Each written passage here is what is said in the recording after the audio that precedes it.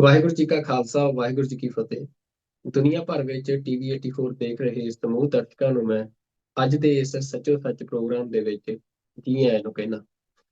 Iran ਦੇ ਵਿੱਚ ਚੱਲ ਰਹੀ ਜੰਗ ਦੇ ਨਾਲ ਸਾਰੀ ਦੁਨੀਆ ਪ੍ਰਭਾਵਿਤ ਹੋਈ ਆ ਤੇ ਇਸ ਜੰਗ ਨੂੰ ਦੁਨੀਆ ਦੇ ਵਿੱਚ ਵੱਡੀ ਤਬਦੀਲੀ ਦਾ ਆਧਾਰ ਵੀ ਮੰਨਿਆ ਜਾ ਰਿਹਾ ਹੈ। 40 ਦਿਨ ਹੋ ਗਏ ਨੇ ਜਦੋਂ ਅਮਰੀਕਾ ਤੇ ਇਜ਼ਰਾਈਲ ਵੱਲੋਂ ਈਰਾਨ ਦੇ ਉੱਤੇ ਹਮਲਾ ਖੋਲ੍ਹਿਆ ਗਿਆ ਸੀ ਤੇ ਈਰਾਨ ਦੇ ਵੱਲੋਂ ਵੀ ਜਿਹੜੀ ਜਵਾਬੀ ਕਾਰਵਾਈ ਹੈ ਕੀਤੀ ਗਈ ਤੇ ਇਹ ਜਿਹੜੀ ਜੰਗ ਆ ਉਸਨੇ ਸਾਰੀ ਦੁਨੀਆ ਦੀ ਆਰਥਿਕਤਾ ਤੇ ਸਿਆਸਤ ਨੂੰ ਪ੍ਰਭਾਵਿਤ ਕੀਤਾ। ਪਰ ਜਦੋਂ ਇਹ ਜੰਗ ਬੜੇ ਹੀ ਅਸੀਂ ਕਹਿ ਸਕਦੇ ਹਾਂ ਕਿ ਖਤਰਨਾਕ ਮੋੜ ਤੇ ਪਹੁੰਚ ਰਹੀ ਸੀ, ਉਦੋਂ ਪਾਕਿਸਤਾਨ ਨੇ ਇੱਕ ਵੱਡਾ ਰੋਲ ਨਿਭਾਉਂਦਿਆਂ ਤੇ ਇਸ ਜੰਗ ਦੇ ਵਿੱਚ ਜਿਹੜਾ ਆ ਉਹ ਸੀਜ਼ਫਾਇਰ ਕਰਵਾਇਆ, ਜੰਗਬੰਦੀ ਕਰਵਾਈ ਆ। ਭਾਵੇਂ ਕਿ ਇਹ ਜੰਗਬੰਦੀ ਜਿਹੜੀ ਆ ਉਹ ਮਹਿਜ਼ 2 ਹਫ਼ਤਿਆਂ ਦੀ ਆ ਤੇ ਹੁਣ ਪਾਕਿਸਤਾਨ ਦੀ ਰਾਜਧਾਨੀ ਇਸਲਾਮਾਬਾਦ ਦੇ ਵਿੱਚ ਈਰਾਨ ਅਤੇ ਅਮਰੀਕਾ ਦੇ ਜਿਹੜੇ ਉੱਚ ਪੱਧਰੀ ਵਫਦ ਨੇ ਉਹ ਅੱਜ ਪਹੁੰਚ ਗਏ ਆ। ਜਦੋਂ ਅਸੀਂ ਇਹ ਗੱਲਬਾਤ ਕਰ ਰਹੇ ਹਾਂ ਤੇ ਇਹ ਜਿਹੜੀ ਗੱਲਬਾਤ ਆ ਇਹ ਹੁਣ ਇਸ ਹਫ਼ਤੇ ਦੇ ਅਖੀਰਲੇ ਦਿਨਾਂ ਦੇ ਵਿੱਚ ਉੱਥੇ ਹੋਵੇਗੀ ਤੇ ਇਹ ਗੱਲਬਾਤ ਜਿਹੜੀ ਆ ਉਹ ਦੁਨੀਆ ਦੇ ਹਾਲਾਤਾਂ ਨੂੰ ਕਿੱਧਰ ਲੈ ਕੇ ਜਾਂਦੀ ਆ, ਜਿੱਥੇ ਇਸ ਦੇ ਉੱਤੇ ਸਾਰਿਆਂ ਦੀ ਜਿਹੜੀ ਨਜ਼ਰ ਆ ਉਹ ਬਣੀ ਹੋਈ ਆ। ਉੱਥੇ ਨਾਲ ਹੀ ਇੱਕ ਬੜਾ ਵੱਡਾ ਫੈਕਟਰ ਜਿਹੜਾ ਆ ਉਹ ਸਾਹਮਣੇ ਆਇਆ ਆ ਕਿ ਅਹ, ਇੱਕ ਵਾਰ ਫੇਰ ਜਿਹੜੇ ਸਿੱਖ ਆ ਉਹਨਾਂ ਨੂੰ ਜਿਹੜੀ ਅਸੀਂ ਕਹਿ ਸਕਦੇ ਕਿ ਰੈਕੋਗਨੀਸ਼ਨ ਆ ਇੱਕ ਧਿਰ ਦੇ ਵਜੋਂ ਦੁਨੀਆ ਦੀ ਸਿਆਸਤ ਦੇ ਵਿੱਚ ਉਹ ਮਿਲਦੀ ਨਜ਼ਰ ਆ ਰਹੀ ਹੈ ਸਾਰੇ ਕ੍ਰਾਈਸਿਸ ਦੇ ਵਿੱਚੋਂ। ਜਿਹਦੇ ਵਿੱਚ ਇੱਕ ਵੱਡਾ ਜਿਹੜਾ ਇਨਸੀਡੈਂਟ ਆ ਉਹ ਹੋਇਆ ਕਿ ਜਦੋਂ ਈਰਾਨ ਦਾ ਜਿਹੜੀ ਈਰਾਨ ਦੀ ਸਰਕਾਰ ਆ, ਈਰਾਨ ਦੀ ਰਜੀਮ ਆ, ਉੱਥੋਂ ਦੇ ਜਿਹੜੇ ਉਹਨਾਂ ਦੇ ਸੁਪਰੀਮ ਲੀਡਰ ਆ ਉਹਨਾਂ ਦੇ ਇੱਕ ਨੁਮਾਇੰਦੇ ਦਰਬਾਰ ਸਾਹਿਬ ਪਹੁੰਚਦੇ ਆ ਅਕਾਲ ਤਖਤ ਸਾਹਿਬ ਦੇ ਉੱਤੇ ਇੱਕ ਚਿੱਠੀ ਲੈ ਕੇ, ਜਿਹਦੇ ਵਿੱਚ ਉਹ ਅਕਾਲ ਤਖਤ ਸਾਹਿਬ ਤੇ ਸ਼੍ਰੋਮਣੀ ਗੁਰਦੁਆਰਾ ਪ੍ਰਬੰਧਕ ਕਮੇਟੀ ਨੂੰ ਜਿਹੜਾ ਈਰਾਨ ਦੇ ਸੁਪਰੀਮ ਲੀਡਰ ਜਿਹੜੇ ਮਾਰੇ ਗਏ ਸੀ ਅਮਰੀਕਾ ਤੇ ਇਜ਼ਰਾਈਲ ਦੇ ਹਮਲੇ ਦੇ ਵਿੱਚ, ਉਹਨਾਂ ਦੀ ਜਿਹੜਾ ਯਾਦ ਦੇ ਵਿੱਚ ਸਮਾਗਮ ਹੋ ਰਿਹਾ ਉਹਦੇ ਵਿੱਚ ਸ਼ਮੂਲੀਅਤ ਦੇ ਲਈ ਉਹ ਸੱਦਾ ਪੱਤਰ ਸੀ। ਤੇ ਇਸ ਘਟਨਾ ਨੇ ਇੱਕ ਵਾਰ ਫੇਰ ਸਿੱਖਾਂ ਨੂੰ ਦੁਨੀਆ ਦੀ ਸਿਆਸਤ ਦੇ ਨਕਸ਼ੇ ਦੇ ਉੱਤੇ ਜਿਹੜਾ ਆ ਲੈ ਆਂਦਾ। ਹਾਲਾਂਕਿ ਇਸ ਦੌਰੇ ਬਾਰੇ ਕਈ ਤਰ੍ਹਾਂ ਦੇ ਜਿਹੜੇ ਵਿਚਾਰ ਆ ਉਹ ਅਸੀਂ ਦੇਖ ਰਹੇ ਹਾਂ ਸਿੱਖ ਸਭਾ ਦੇ ਵਿੱਚ ਵੀ ਤੇ ਮੀਡੀਆ ਦੇ ਵਿੱਚ ਵੀ ਜਿਹੜਾ ਆ ਇਹਨੂੰ ਵੱਡੇ ਪੱਧਰ ਤੇ ਕਵਰੇਜ ਮਿਲ ਰਹੀ ਆ। ਪਰ ਅੱਜ ਦੀ ਜਿਹੜੀ ਸਾਡੀ ਇਹ ਗੱਲਬਾਤ ਆ ਉਹ ਇਸ ਗੱਲ ਦੇ ਉੱਤੇ ਕੇਂਦਰਿਤ ਰਹੇਗੀ ਕਿ ਸਿੱਖ ਆਸਪੈਕਟ ਕੀ ਹੈ ਸਾਰੇ ਕ੍ਰਾਈਸਿਸ ਦੇ ਵਿੱਚ ਤੇ ਇਹ ਕ੍ਰਾਈਸਿਸ ਜਿਹੜਾ ਆ ਉਹ ਇਸ ਖਿੱਤੇ ਦੇ ਉੱਤੇ ਖਾਸ ਤੌਰ ਤੇ ਏਸ਼ੀਆ ਦੇ ਵਿੱਚ ਕਿਹੋ ਜਿਹੇ ਪ੍ਰਭਾਵ ਪਾ ਸਕਦਾ ਹੈ।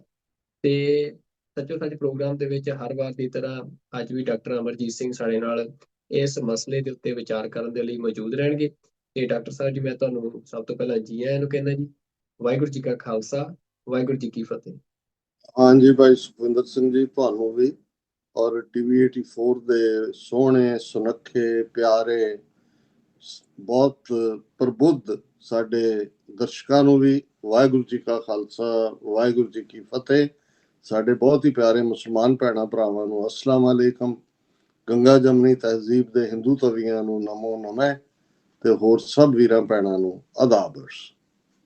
ਬਿਲਕੁਲ ਡਾਕਟਰ ਸਾਹਿਬ, ਜਿਵੇਂ ਮੈਂ ਆਪਣੀ ਗੱਲਬਾਤ ਦੇ ਵਿੱਚ ਇਹ ਸਪਸ਼ਟ ਕੀਤਾ ਕਿ ਅੱਜ ਦਾ ਸਾਡਾ ਵਿਸ਼ਾ ਜਿਹੜਾ ਸਿੱਖ ਉਭਾਰ ਆ ਪਿਛਲੇ ਕੁਝ ਸਮੇਂ ਤੋਂ ਨਜ਼ਰ ਆ ਰਿਹਾ ਆ ਦੁਨੀਆ ਦੇ ਨਕਸ਼ੇ ਦੇ ਉੱਤੇ, ਉਹਦੇ ਤੇ ਕੇਂਦਰਿਤ ਰਹੇਗਾ। ਇਸ ਸਾਰੇ ਮਸਲੇ ਨੂੰ ਲੈ ਕੇ ਜਿਹੜਾ ਈਰਾਨ ਦੇ ਵਿੱਚ ਹੁਣ ਬਣਿਆ ਹੋਇਆ ਹੈ। ਤੇ ਸਭ ਤੋਂ ਪਹਿਲਾਂ ਮੈਂ ਤੁਹਾਨੂੰ ਇਹੀ ਪੁੱਛਣਾ ਚਾਹੁੰਦਾ ਕਿ ਈਰਾਨ ਦੇ ਨੁਮਾਇੰਦਿਆਂ ਦਾ ਦਰਬਾਰ ਸਾਹਿਬ ਆਉਣਾ, ਚਿੱਠੀ ਲੈ ਕੇ ਆਉਣਾ ਤੇ ਇਹ ਸਾਰੇ ਇਹਨਾਂ ਘਟਨਾਵਾਂ ਨੂੰ ਤੁਸੀਂ ਕਿਵੇਂ ਦੇਖ ਰਹੇ ਹੋ?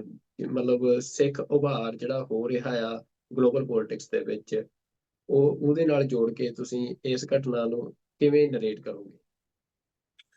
ਦੇਖੋ, ਸਭ ਤੋਂ ਪਹਿਲਾਂ ਤਾਂ ਅਸੀਂ ਜਦੋਂ ਲਗਾਤਾਰਤਾ ਨਾਲ ਪਿਛਲੇ ਕਾਫੀ ਸਮੇਂ ਤੋਂ ਇਹ ਅਬਜ਼ਰਵ ਵੀ ਕਰ ਰਹੇ ਹਾਂ, ਕਹਿ ਵੀ ਰਹੇ ਹਾਂ ਕਿ ਨਵਾਂ ਵਰਲਡ ਆਰਡਰ ਇਨ ਪਲੇਸ ਹੋ ਰਿਹਾ ਹੈ।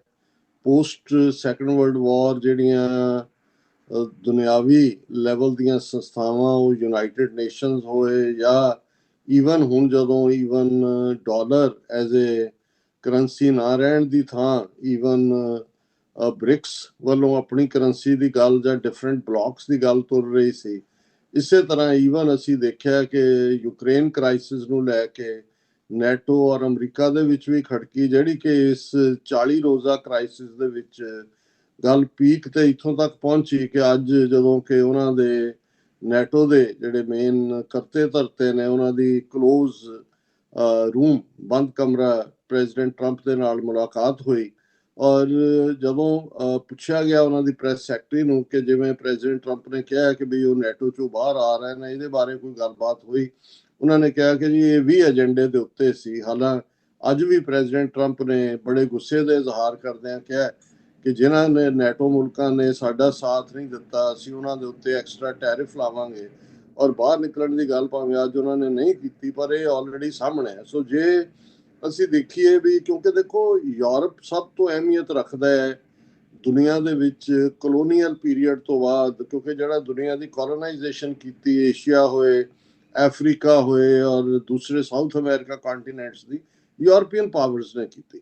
ਔਰ ਫਸਟ ਵਰਲਡ ਵਾਰ ਵੇਲੇ ਵੀ ਇਨੀਸ਼ੀਏਸ਼ਨ ਯੂਰਪ ਦੀਆਂ ਮੁਲਕਾਂ ਦਾ ਹੀ ਆਪਸ ਦੇ ਵਿੱਚ ਹੋਇਆ, ਸੈਕੰਡ ਵਰਲਡ ਵਾਰ ਵੀ ਇਹਨਾਂ ਨੇ ਕੀਤੀ।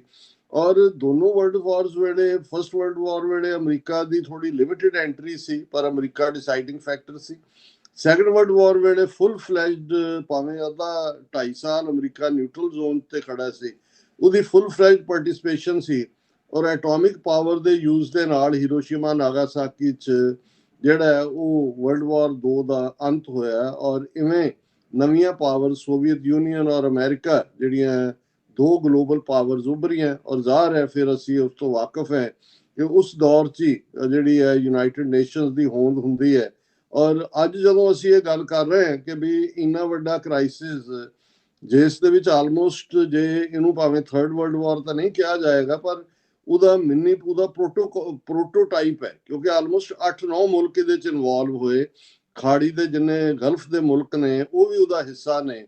ਔਰ ਇਸ ਸਾਰੇ ਦੇ ਚਲਦਿਆਂ ਅੱਜ ਇੱਕ ਛੋਟਾ ਜਿਹਾ ਮੁਲਕ ਪਾਕਿਸਤਾਨ ਸਾਊਥ ਏਸ਼ੀਆ ਦੇ ਖਿੱਤੇ 'ਚ ਉਹ ਮੀਡੀਏਸ਼ਨ ਕਰਵਾ ਰਿਹਾ, ਜਾਂ ਉਹ ਜੰਗਬੰਦੀ ਉਸਨੇ ਅਸਥਾਈ ਕਰਵਾਈ ਔਰ ਹੁਣ ਪਰਮਾਨੈਂਟ ਅਮਨ ਸਮਝੌਤਾ ਕਰਵਾ ਰਿਹਾ। ਯੂਨਾਈਟਿਡ ਨੇਸ਼ਨਸ ਇਰਰੈਲੇਵੈਂਟ ਹੈ।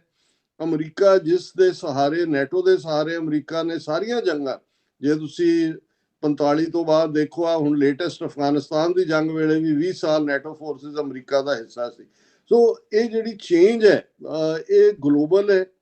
ਹੁਣ ਅਸੀਂ ਆਪਣੇ ਖਿੱਤੇ ਵੱਲ ਜੇ ਮੁੜੀਏ ਕਿ ਇਹਦੇ 'ਚ ਕੋਈ ਸ਼ੱਕ ਨਹੀਂ ਹੈ ਕਿ ਈਰਾਨ, ਜਿਹੜਾ ਨਾਂ ਵੀ ਉਹਨਾਂ ਨੂੰ 1930s ਦੇ ਵਿੱਚ ਮਿਲਿਆ, ਉਸ ਤੋਂ ਪਹਿਲਾਂ ਉਹਨਾਂ ਦੀ ਇੱਕ ਆਪਣੀ ਹਿਸਟਰੀ ਹੈ, 5000 ਸਾਲ ਦੀ ਪੁਰਾਣੀ ਸਿਵਲਾਈਜੇਸ਼ਨ। ਪਰਸ਼ੀਅਨ ਐਮਪਾਇਰ ਬਹੁਤ ਵੱਡਾ ਐਮਪਾਇਰ ਸੀ ਇੱਕ ਸਟੇਜ ਤੇ।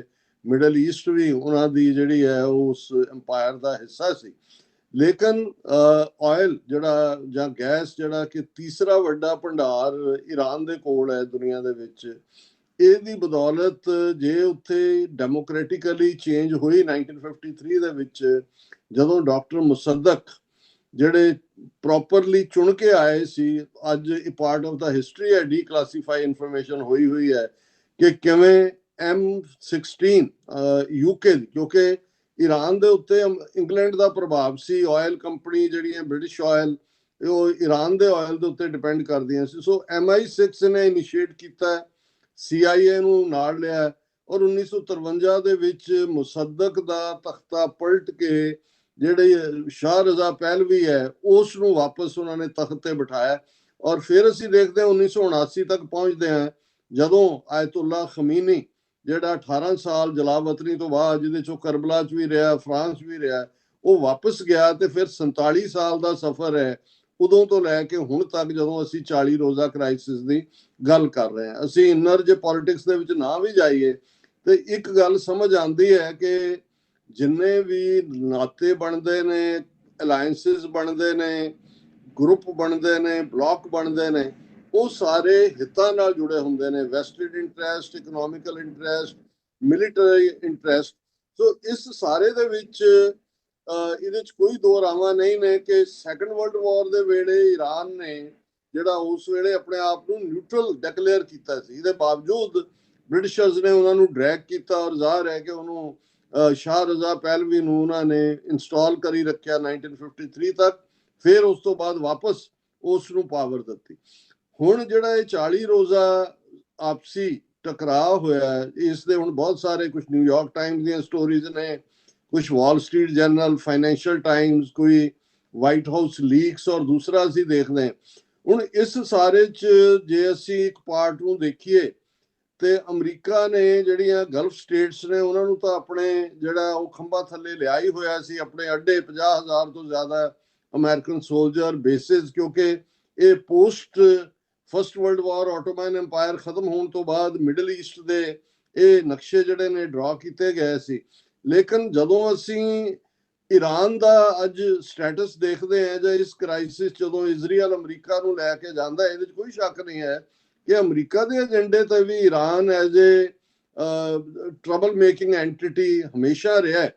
ਲੇਕਿਨ ਜਿਹੜੇ ਉਹਨਾਂ ਦੇ ਵੱਡੇ ਜਰਨੈਲ ਜਾਂ ਦੂਸਰੇ ਸੀ ਉਹ ਇਹ ਸਮਝਦੇ ਸੀ ਵੀ ਉਹਦਾ ਲੈਂਡਸਕੇਪ, ਜਾਂ ਅੱਜ ਜਦੋਂ ਅਸੀਂ 9.5 ਕਰੋੜ ਆਬਾਦੀ ਦੀ ਗੱਲ ਕਰਦੇ ਹਾਂ, ਜਾਂ ਦੂਸਰਾ without boots on the ground ਕੋਈ ਤਬਦੀਲੀ ਨਹੀਂ ਹੋ ਸਕਦੀ। ਲੇਕਿਨ ਰਜੀਮ ਚੇਂਜ ਦੇ ਨਾਂ ਥੱਲੇ ਜਦੋਂ ਹੀ ਨੇਤਨਯਾਹੂ ਨੇ, ਔਰ ਹੁਣ ਤਾਂ ਇਹ ਆਇਆ ਵੀ ਕਿਵੇਂ ਮੋਸਾਦ ਦਾ ਜਿਹੜਾ ਚੀਫ ਹੈ ਉਹ ਉੱਥੇ ਰਿਹਾ ਜਿੱਥੇ VIP ਠਹਿਰਦੇ ਨੇ, ਔਰ ਉੱਥੇ ਉਹਨੇ ਪ੍ਰੈਜ਼ੀਡੈਂਟ ਟਰੰਪ ਨੂੰ 2 ਦਿਨ ਇਸ ਗੱਲ ਹੀ ਕਨਵਿੰਸ ਕਰ ਲਿਆ ਕਿ ਭਾਈ ਇਹ ਸਾਰੇ ਇੱਕ ਥਾਂ ਇਕੱਠੇ ਨੇ, ਸਾਡੇ ਕੋਲ ਜਾਣਕਾਰੀ ਹੈ, ਦਾ ਮੋਮੈਂਟ ਅਸੀਂ ਅਟੈਕ ਕਰਾਂਗੇ ਪੀਪਲ ਵਿਲ ਕਮ ਆਊਟ ਦਿਸ। ਹਾਲਾਂਕਿ ਅਸੀਂ 8-9 ਮਹੀਨੇ ਪਹਿਲਾਂ ਵੀ ਦੇਖਦੇ ਹਾਂ ਕਿ 12 ਰੋਜ਼ਾ ਕਲੈਸ਼ ਦੇ ਵਿੱਚ ਜਿਹੜਾ ਹੈ ਉਹ ਬੇਸ਼ੱਕ ਉਦੋਂ ਲੋਕ ਨਿਕਲੇ ਵੀ, ਲੇਕਿਨ ਹੁਣ ਇਹ ਵੀ ਸਾਹਮਣੇ ਆਉਂਦਾ ਪ੍ਰੈਜ਼ੀਡੈਂਟ ਟਰੰਪ ਨੇ ਕਿਹਾ ਕਿ ਜੀ ਅਸੀਂ ਕੁਰਦਾਂ ਨੂੰ ਔਰ ਦੂਸਰਾ ਵੈਪਨ ਵੀ ਦਿੱਤੇ, ਪਰ ਉਹਨਾਂ ਨੇ ਕੋਲ ਰੱਖ ਲਏ, ਲੋਕ ਸਾਹਮਣੇ ਨਹੀਂ ਆਏ। ਸੋ ਇਹ ਪਿਛੋਕੜ ਸਮਝਣਾ ਜ਼ਰੂਰੀ ਹੈ ਕਿ ਇਹ ਜਿਹੜਾ ਨਿਊ ਵਰਲਡ ਆਰਡਰ ਦੀ ਅਸੀਂ ਗੱਲ ਕਰ ਰਹੇ ਹਾਂ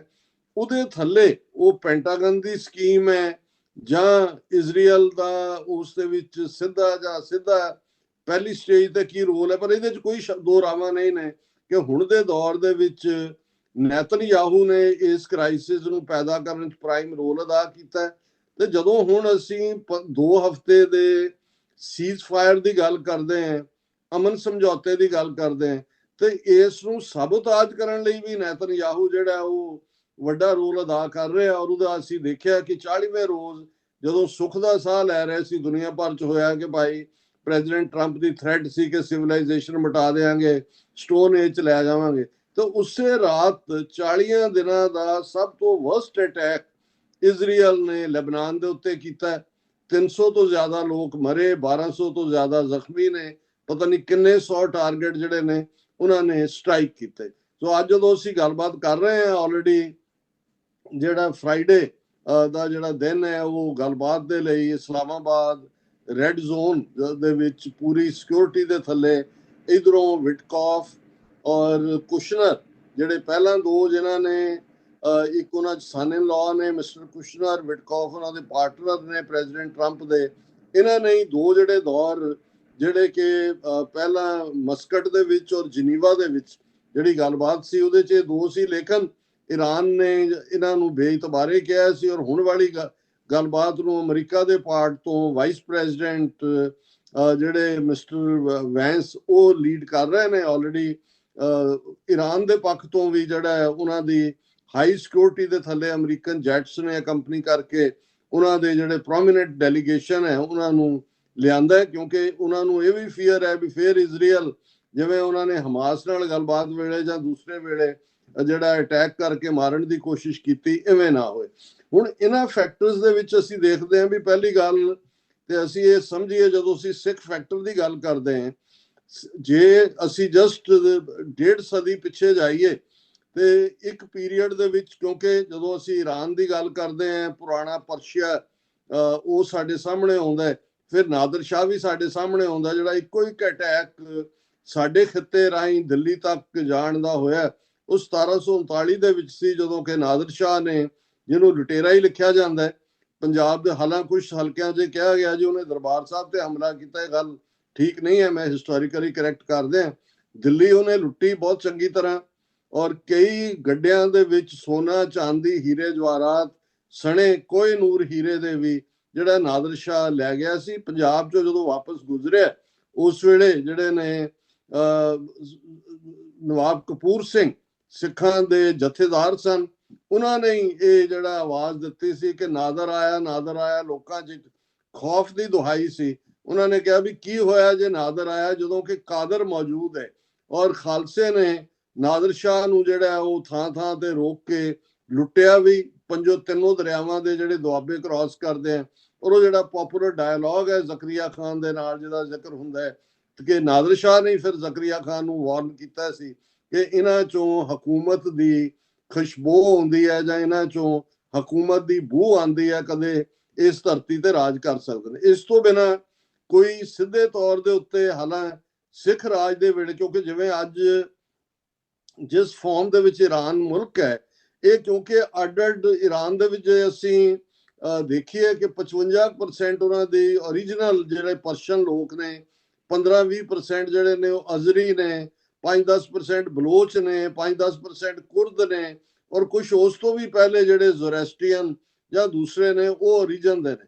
ਸੋ ਸਿੱਖ ਰਾਜ ਦੇ ਵੇਲੇ, ਕਿਉਂਕਿ ਮੈਂ ਇਹ ਹਮੇਸ਼ਾ ਸਮਝਣ ਦੀ ਕੋਸ਼ਿਸ਼ ਕਰਦਾ ਕਿ ਭਾਈ ਸਾਡੇ ਬਾਰਡਰ ਦੇ ਜਿਹੜੇ ਸੀ, ਉਦੋਂ ਖੁਰਾਸਾਨ ਜਿਹੜਾ ਪ੍ਰੋਵਿੰਸ ਹੈ ਉਹ ਵੱਡੇ ਤੌਰ ਦੇ ਉੱਤੇ ਸੀ, ਜਿਹਨੂੰ ਗੁਰੂ ਨਾਨਕ ਪਾਤਸ਼ਾਹ ਨੇ ਵੀ ਖੁਰਾਸਾਨ ਖਸਮਾਨਾ ਕੀਆ, ਕਿਆ ਉਹਦੇ ਚ ਹੈਰਾਤ ਦਾ ਕੁਝ ਹਿੱਸਾ ਸੀ, ਕੁਝ ਜਿਹੜਾ ਅੱਜ ਜਿਹਨੂੰ ਸਿਸਤਾਨ ਕਹਿੰਦੇ ਨੇ ਉਹਦਾ ਵੀ ਕੁਝ ਹਿੱਸਾ ਖੁਰਾਸਾਨ, ਬਾਕੀ ਕਾਬਲ ਕੰਧਾਰ ਕਾਫੀ ਜਿਹੜਾ ਹੈ, ਔਰ ਕੁਝ ਹਿੱਸਾ ਉਜ਼ਬੇਕਿਸਤਾਨ ਦਾ ਵੀ ਸੀ।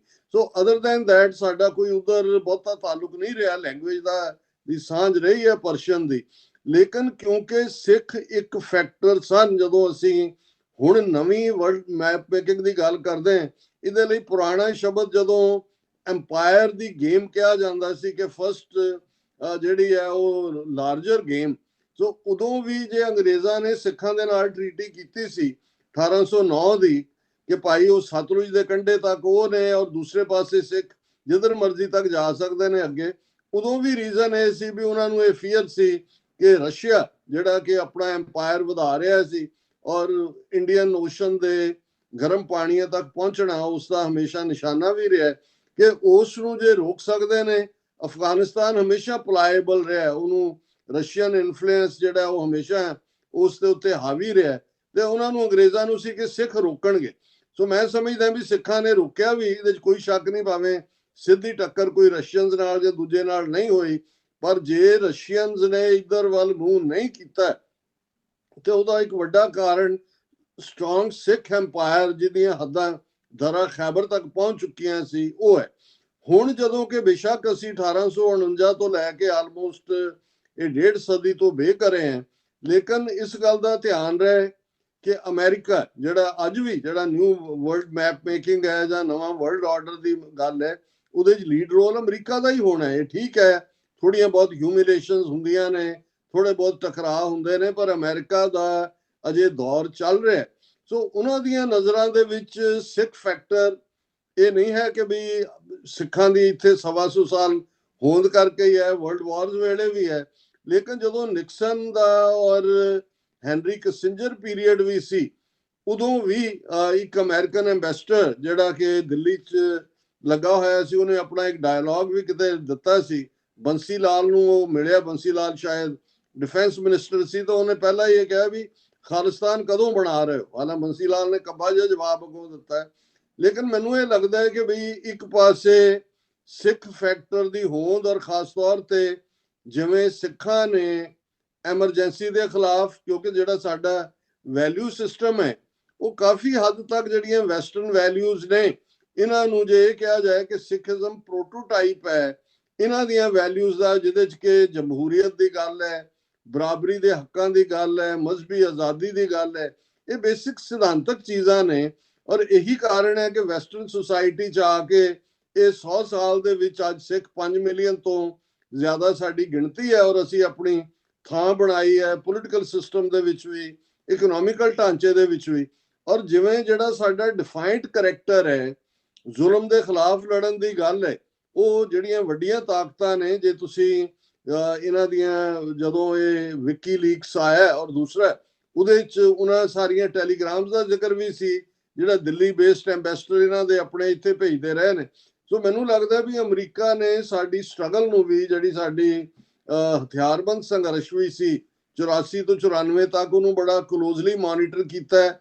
ਯੂਐਸ ਕਾਂਗਰਸ ਦੇ ਰੈਜ਼ੋਲੂਸ਼ਨਸ ਇਸ ਮੁੱਦੇ ਤੇ ਹੁੰਦੇ ਰਹੇ ਔਰ ਨਾ ਸਿਰਫ ਸਿੱਖਾਂ ਨੇ ਉਸ ਦੌਰ ਨੂੰ, ਔਰ ਜੇ ਅਸੀਂ ਤਾਜ਼ਾ ਕਹਿਣਾ ਹੋਏ ਕਿ ਕਿਵੇਂ ਮਿਸਟਰ ਕਿਰਿਆਰਕੂ ਜਿਹੜਾ ਕਿ CIA ਦਾ ਸਪੈਸ਼ਲ ਐਨਾਲਿਸਟ ਸੀ, ਪਾਕਿਸਤਾਨ ਦੇ ਵਿੱਚ ਉਹਨੇ ਵੱਡਾ ਆਪਰੇਸ਼ਨ ਲੀਡ ਕੀਤਾ ਸੀ ਜਿਹਦੇ 'ਚ ਕਿ ਜਿਹੜੀ ਅਲ-ਕਾਇਦਾ ਦਾ ਨੰਬਰ 3 ਬੰਦਾ ਉਹਨੂੰ ਸਿੱਧੇ ਤੌਰ ਤੇ ਫੜਿਆ ਸੀ।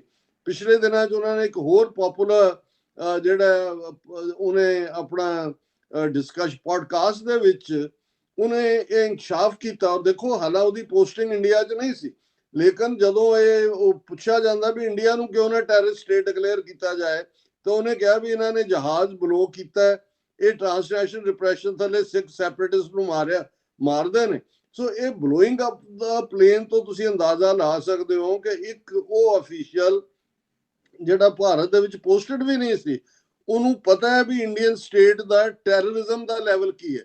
ਤੇ ਜੇ ਇਸ ਹਾਲਾਂਕਿ ਕੋਈ CIA ਦਾ ਡਾਇਰੈਕਟਰ ਨਹੀਂ ਰਿਹਾ ਹੈ, ਜੇ ਇਸ ਲੈਵਲ ਦੇ ਉੱਤੇ ਇਨਸਾਈਡਰ ਹੈ, ਤਾਂ ਇਹ ਬਹੁਤ ਚੰਗੀ ਤਰ੍ਹਾਂ ਇਹਨਾਂ ਦੀ ਮੋਨੀਟਰਿੰਗ ਹੈ ਹਰ ਪੱਖ ਤੋਂ, ਮੈਂ ਸਮਝਦਾ ਹਾਂ।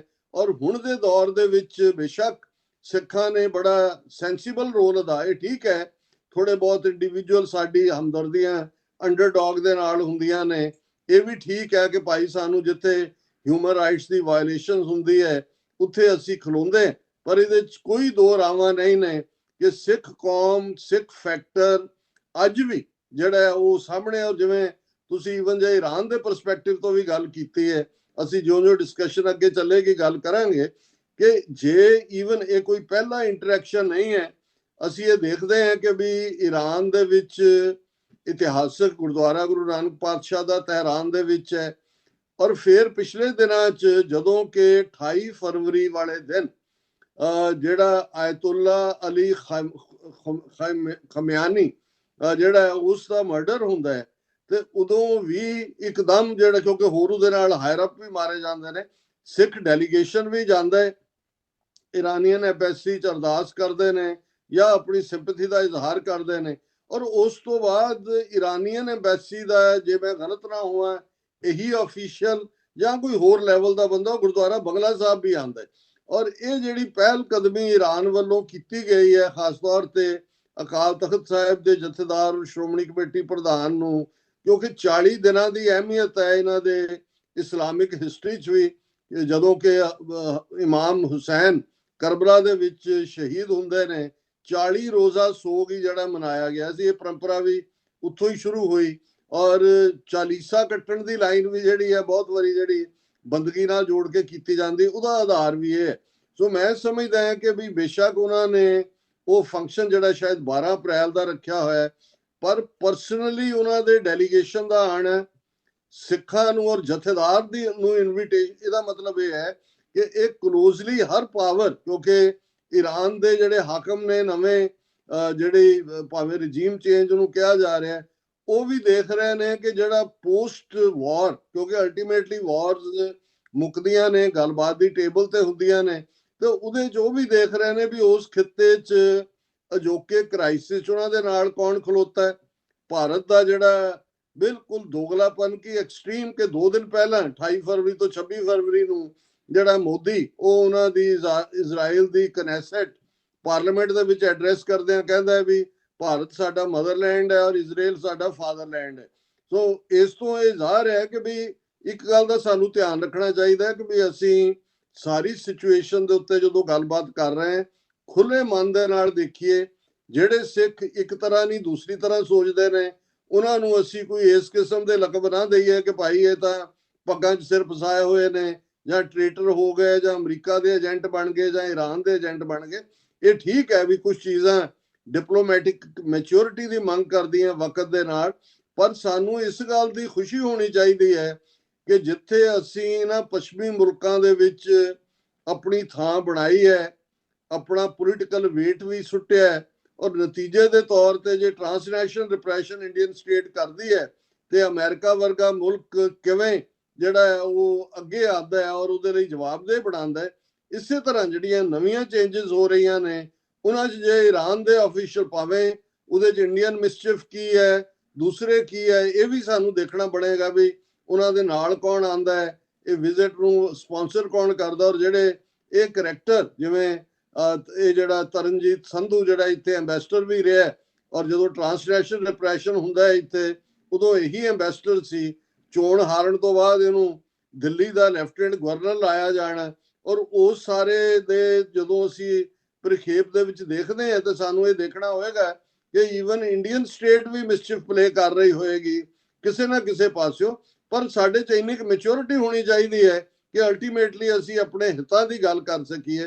ਸੋ ਮੈਂ ਸਮਝਦਾ ਵੀ ਈਵਨ ਉਹਨਾਂ ਦਾ ਸੱਦਾ ਦੇਣ ਲਈ ਆਉਣਾ ਵੀ ਇਹ ਆਪਣੇ ਆਪ ਦੇ ਵਿੱਚ ਸਿੱਖ ਕੌਮ ਦੀ ਰੈਕਗਨੀਸ਼ਨ ਵੀ ਹੈ। ਇਹ ਵੱਖਰੀ ਕਹਾਣੀ ਹੈ ਕਿ ਅਸੀਂ ਇਸ ਸਾਰੇ ਨੂੰ ਕਿਸੇ ਇੱਕ ਧਿਰ ਦੇ ਖਾਤੇ 'ਚ ਪਾਉਣ ਤੋਂ ਕਿਵੇਂ ਗਰੇਜ਼ ਕਰਨਾ। ਬਿਲਕੁਲ ਡਾਕਟਰ ਸਾਹਿਬ, ਜਿਵੇਂ ਦੁਨੀਆ ਦੀ ਜਿਹੜੀ ਪੋਲੀਟੀਕਲ ਹਿਸਟਰੀ ਆ ਉਹਦੇ 'ਚ ਅਸੀਂ ਇਹ ਦੇਖਿਆ ਕਿ ਜਿਹੜੇ ਮੁਲਕ ਕਿਸੇ ਸਮੇਂ ਆਪਸ 'ਚ ਲੜਦੇ ਰਹੇ ਆ, ਉਹ ਜੰਗ ਜਦੋਂ ਟੇਬਲ ਤੇ ਖਤਮ ਹੁੰਦੀ ਆ ਉਹ ਤੋਂ ਬਾਅਦ ਉਹ ਅਲਾਇੰਸ 'ਚ ਵੀ ਰਹਿੰਦੇ ਆ, ਵੀ ਅਲਾਈ ਵੀ ਬਣਦੇ ਆ। ਦੂਜੇ ਵਿਸ਼ਵ ਯੁੱਧ ਤੋਂ ਬਾਅਦ ਅਸੀਂ ਦੇਖਿਆ, ਮਤਲਬ ਜਾਪਾਨ ਤੇ ਅਮਰੀਕਾ ਇੱਕ ਬਹੁਤ ਵੱਡੀ ਉਦਾਹਰਨ ਆ।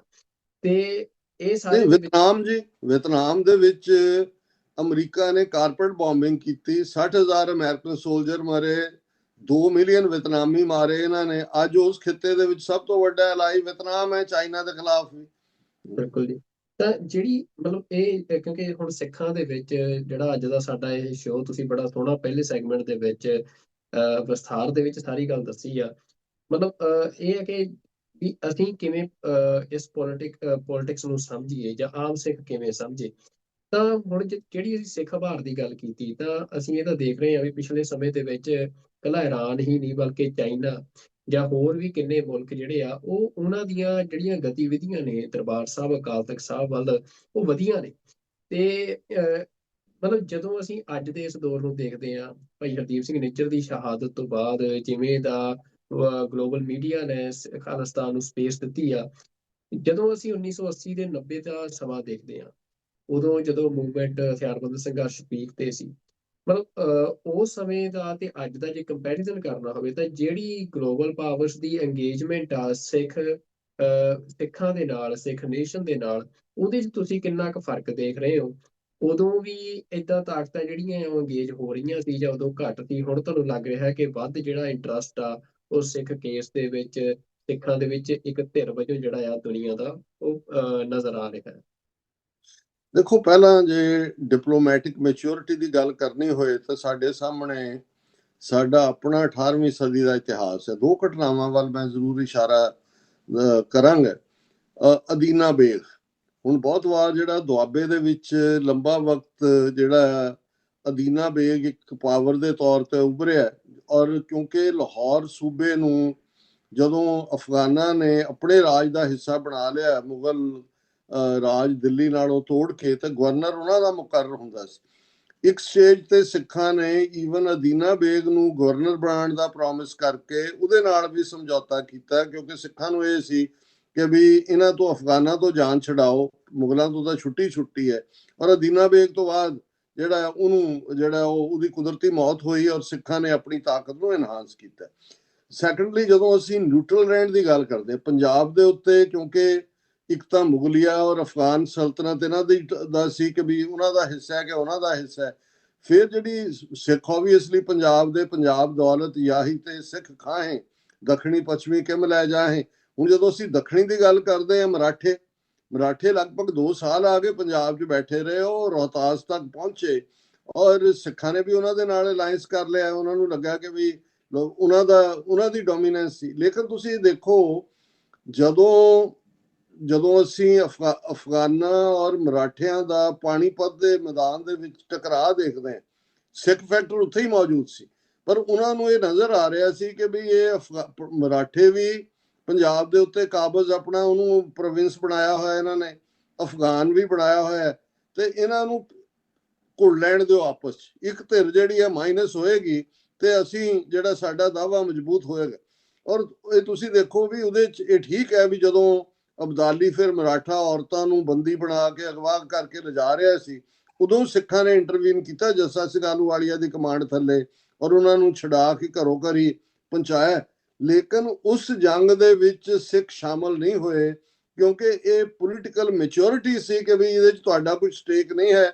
ਇਹਨਾਂ ਦੋਨਾਂ ਤੋਂ ਇੱਕ ਤੋਂ ਜਾਨ ਛੁੱਟੇ। ਔਰ ਉਸ ਤੋਂ ਬਾਅਦ ਕਿਉਂਕਿ ਮਰਾਠਿਆਂ ਦਾ ਪੰਜਾਬ ਦੇ ਵਿੱਚ ਜਿਹੜਾ ਦੌਰਾ ਸੀ ਉਹ ਬੜਾ ਮਾੜਾ ਰਿਹਾ। ਇੱਕ ਪੰਜਾਬ ਦੀਆਂ ਬੋਲੀਆਂ 'ਚ ਇੱਕ ਬੋਲੀ ਆ, ਅਜੇ ਆਏ ਮਰਾਠੇ ਜਿਹਨਾਂ ਵਸਲਿਆਂ ਵੀ ਪੱਟੇ। ਔਰ ਈਵਨ ਇਹ ਜਿਹੜਾ ਆਪਣੇ ਆਪ ਦੇ ਵਿੱਚ ਸਾਡੇ ਸਾਹਮਣੇ ਉਦਾਹਰਣ ਹੈ ਕਿ ਹਰ ਸਿਚੁਏਸ਼ਨ 'ਚ ਤੁਹਾਨੂੰ ਹਰ ਥਾਂ ਲੱਤ ਅੜਾਉਣ ਦੀ ਲੋੜ ਨਹੀਂ ਹੁੰਦੀ। ਕਈ ਵਾਰੀ ਆਬਜ਼ਰਵ ਕਰੋ ਔਰ ਦੇਖੋ ਵੀ ਤੁਹਾਡੇ ਹਿੱਤ 'ਚ ਕੀ ਜਾਂਦਾ। ਸੋ ਸਿੱਖਾਂ ਨੇ ਕੱਲਾ ਇਹੀ ਨਹੀਂ, ਜੇ ਮੁਗਲੀਆ ਸਲਤਨਤ ਦੀ ਗੱਲ ਕਰੀਏ, ਜਦੋਂ ਅਸੀਂ ਦੀਵਾਨ ਕੌੜਾ ਮੱਲ ਦੀ ਗੱਲ ਕਰਦੇ ਹਾਂ, ਉਹੀ ਜ਼ਕਰੀਆ ਖਾਨ ਜਿਹਨੇ ਇੰਨੇ ਜ਼ੁਲਮ ਕੀਤੇ, ਲੇਕਿਨ ਮੁਗਲਾਂ ਔਰ ਅਫਗਾਨਾਂ ਦੇ ਵਿਚਕਾਰ ਅਫਗਾਨਾਂ ਨੂੰ ਬਾਹਰ ਰੱਖਣ ਦੇ ਲਈ ਸਿੱਖਾਂ ਨੇ ਜ਼ਕਰੀਆ ਖਾਨ ਦੇ ਨਾਲ ਵੀ ਅਲਾਇੰਸ ਕੀਤਾ ਦੀਵਾਨ ਕੌੜਾ ਮੱਲ ਦੀ ਅਗਵਾਈ ਥੱਲੇ। ਔਰ ਉਦੋਂ ਹੀ ਜਿਹੜਾ ਇਹ ਲਖਪਤ ਰਾਏ ਜਾਂ ਦੂਜਾ ਇਹਦੀ ਪੋਜੈਸ਼ਨ ਵੀ ਲਈ। ਸੋ ਮੈਂ ਇਹ ਕਹਿ ਰਿਹਾ ਵੀ ਸਾਨੂੰ ਈਵਨ ਹੁਣ ਵੀ ਜਦੋਂ ਅਸੀਂ ਵੱਡੀਆਂ ਤਾਕਤਾਂ, ਨਿਊ ਮੈਪ ਮੇਕਿੰਗ, ਇਸ ਸਾਰੇ ਦੌਰ ਨੂੰ ਦੇਖਦੇ ਹਾਂ, ਸਾਨੂੰ ਆਪਣੀਆਂ ਅੱਖਾਂ ਔਰ ਕੰਨ ਖੁੱਲੇ ਰੱਖਣੇ ਚਾਹੀਦੇ ਨੇ ਔਰ ਇਹ ਸਾਨੂੰ ਦੇਖਣਾ ਚਾਹੀਦਾ ਵੀ ਸਾਡੇ ਹਿੱਤ 'ਚ ਕੀ ਹੈ। ਕੁਝ ਪਲਾਂ ਲਈ ਜੇ ਕੁਝ ਮੂਮੈਂਟਸ ਦੇ ਉੱਤੇ ਚੁੱਪ ਵੀ ਕਰ ਜਾਣਾ ਪੈਂਦਾ ਤੇ ਉਹ ਹਾਰ ਨਹੀਂ ਹੁੰਦੀ, ਜਾਂ ਉਹ ਡਰ ਜਾਂ ਖੌਫ ਜਾਂ ਕਾਇਰਤਾ ਨਹੀਂ ਹੁੰਦੀ। ਉਹ ਆਪਣੇ ਆਪ ਦੇ ਵਿੱਚ ਤੁਹਾਡੀ ਇੱਕ ਸਟ੍ਰੈਟਜੀ ਵੀ ਹੁੰਦੀ ਹੈ ਕਿ ਤੁਸੀਂ ਆਪਣੇ ਠੀਕ ਸਮੇਂ ਦੀ ਉਡੀਕ ਕਰਦੇ ਹੋ। ਬਾਕੀ ਜਿਹੜਾ ਤੁਸੀਂ ਮੂਵਮੈਂਟ ਦੇ ਹਵਾਲੇ ਨਾਲ ਪੁੱਛਿਆ, ਦੇਖੋ 80s ਦਾ ਪੰਜਾਬ ਜਾਂ ਭਾਰਤ ਜਾਂ ਵਰਲਡ ਟੋਟਲੀ ਡਿਫਰੈਂਟ ਹੈ।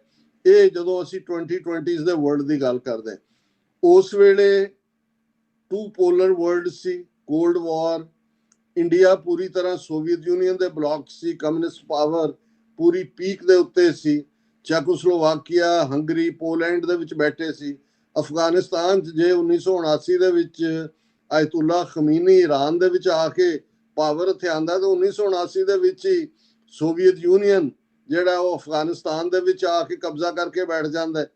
ਹੁਣ ਉਸ ਪੀਰੀਅਡ ਬਾਰੇ ਕਿਉਂਕਿ ਕੁਝ ਜਾਣਕਾਰੀ ਜਿਹੜੀ ਸਾਡੇ ਕੋਲ ਅੰਦਰੂਨੀ ਵੀ ਹੈ ਕਿ ਮੌਕਾ ਉਦੋਂ ਵੀ, ਕਿਉਂਕਿ ਇੰਡੀਆ ਪੂਰੀ ਤਰ੍ਹਾਂ ਸੋਵੀਅਤ ਯੂਨੀਅਨ ਦੇ ਖੈਮੇ 'ਚ ਸੀ। ਈਵਨ ਇੰਦਰਾ ਗਾਂਧੀ ਨੇ ਖੁੱਲ੍ਹ ਕੇ ਹਮਾਇਤ ਕੀਤੀ ਸੀ ਸੋਵੀਅਤ ਯੂਨੀਅਨ ਵੱਲੋਂ ਅਫਗਾਨਿਸਤਾਨ ਤੇ ਕਬਜ਼ਾ ਕਰਨ ਦੀ ਵੀ।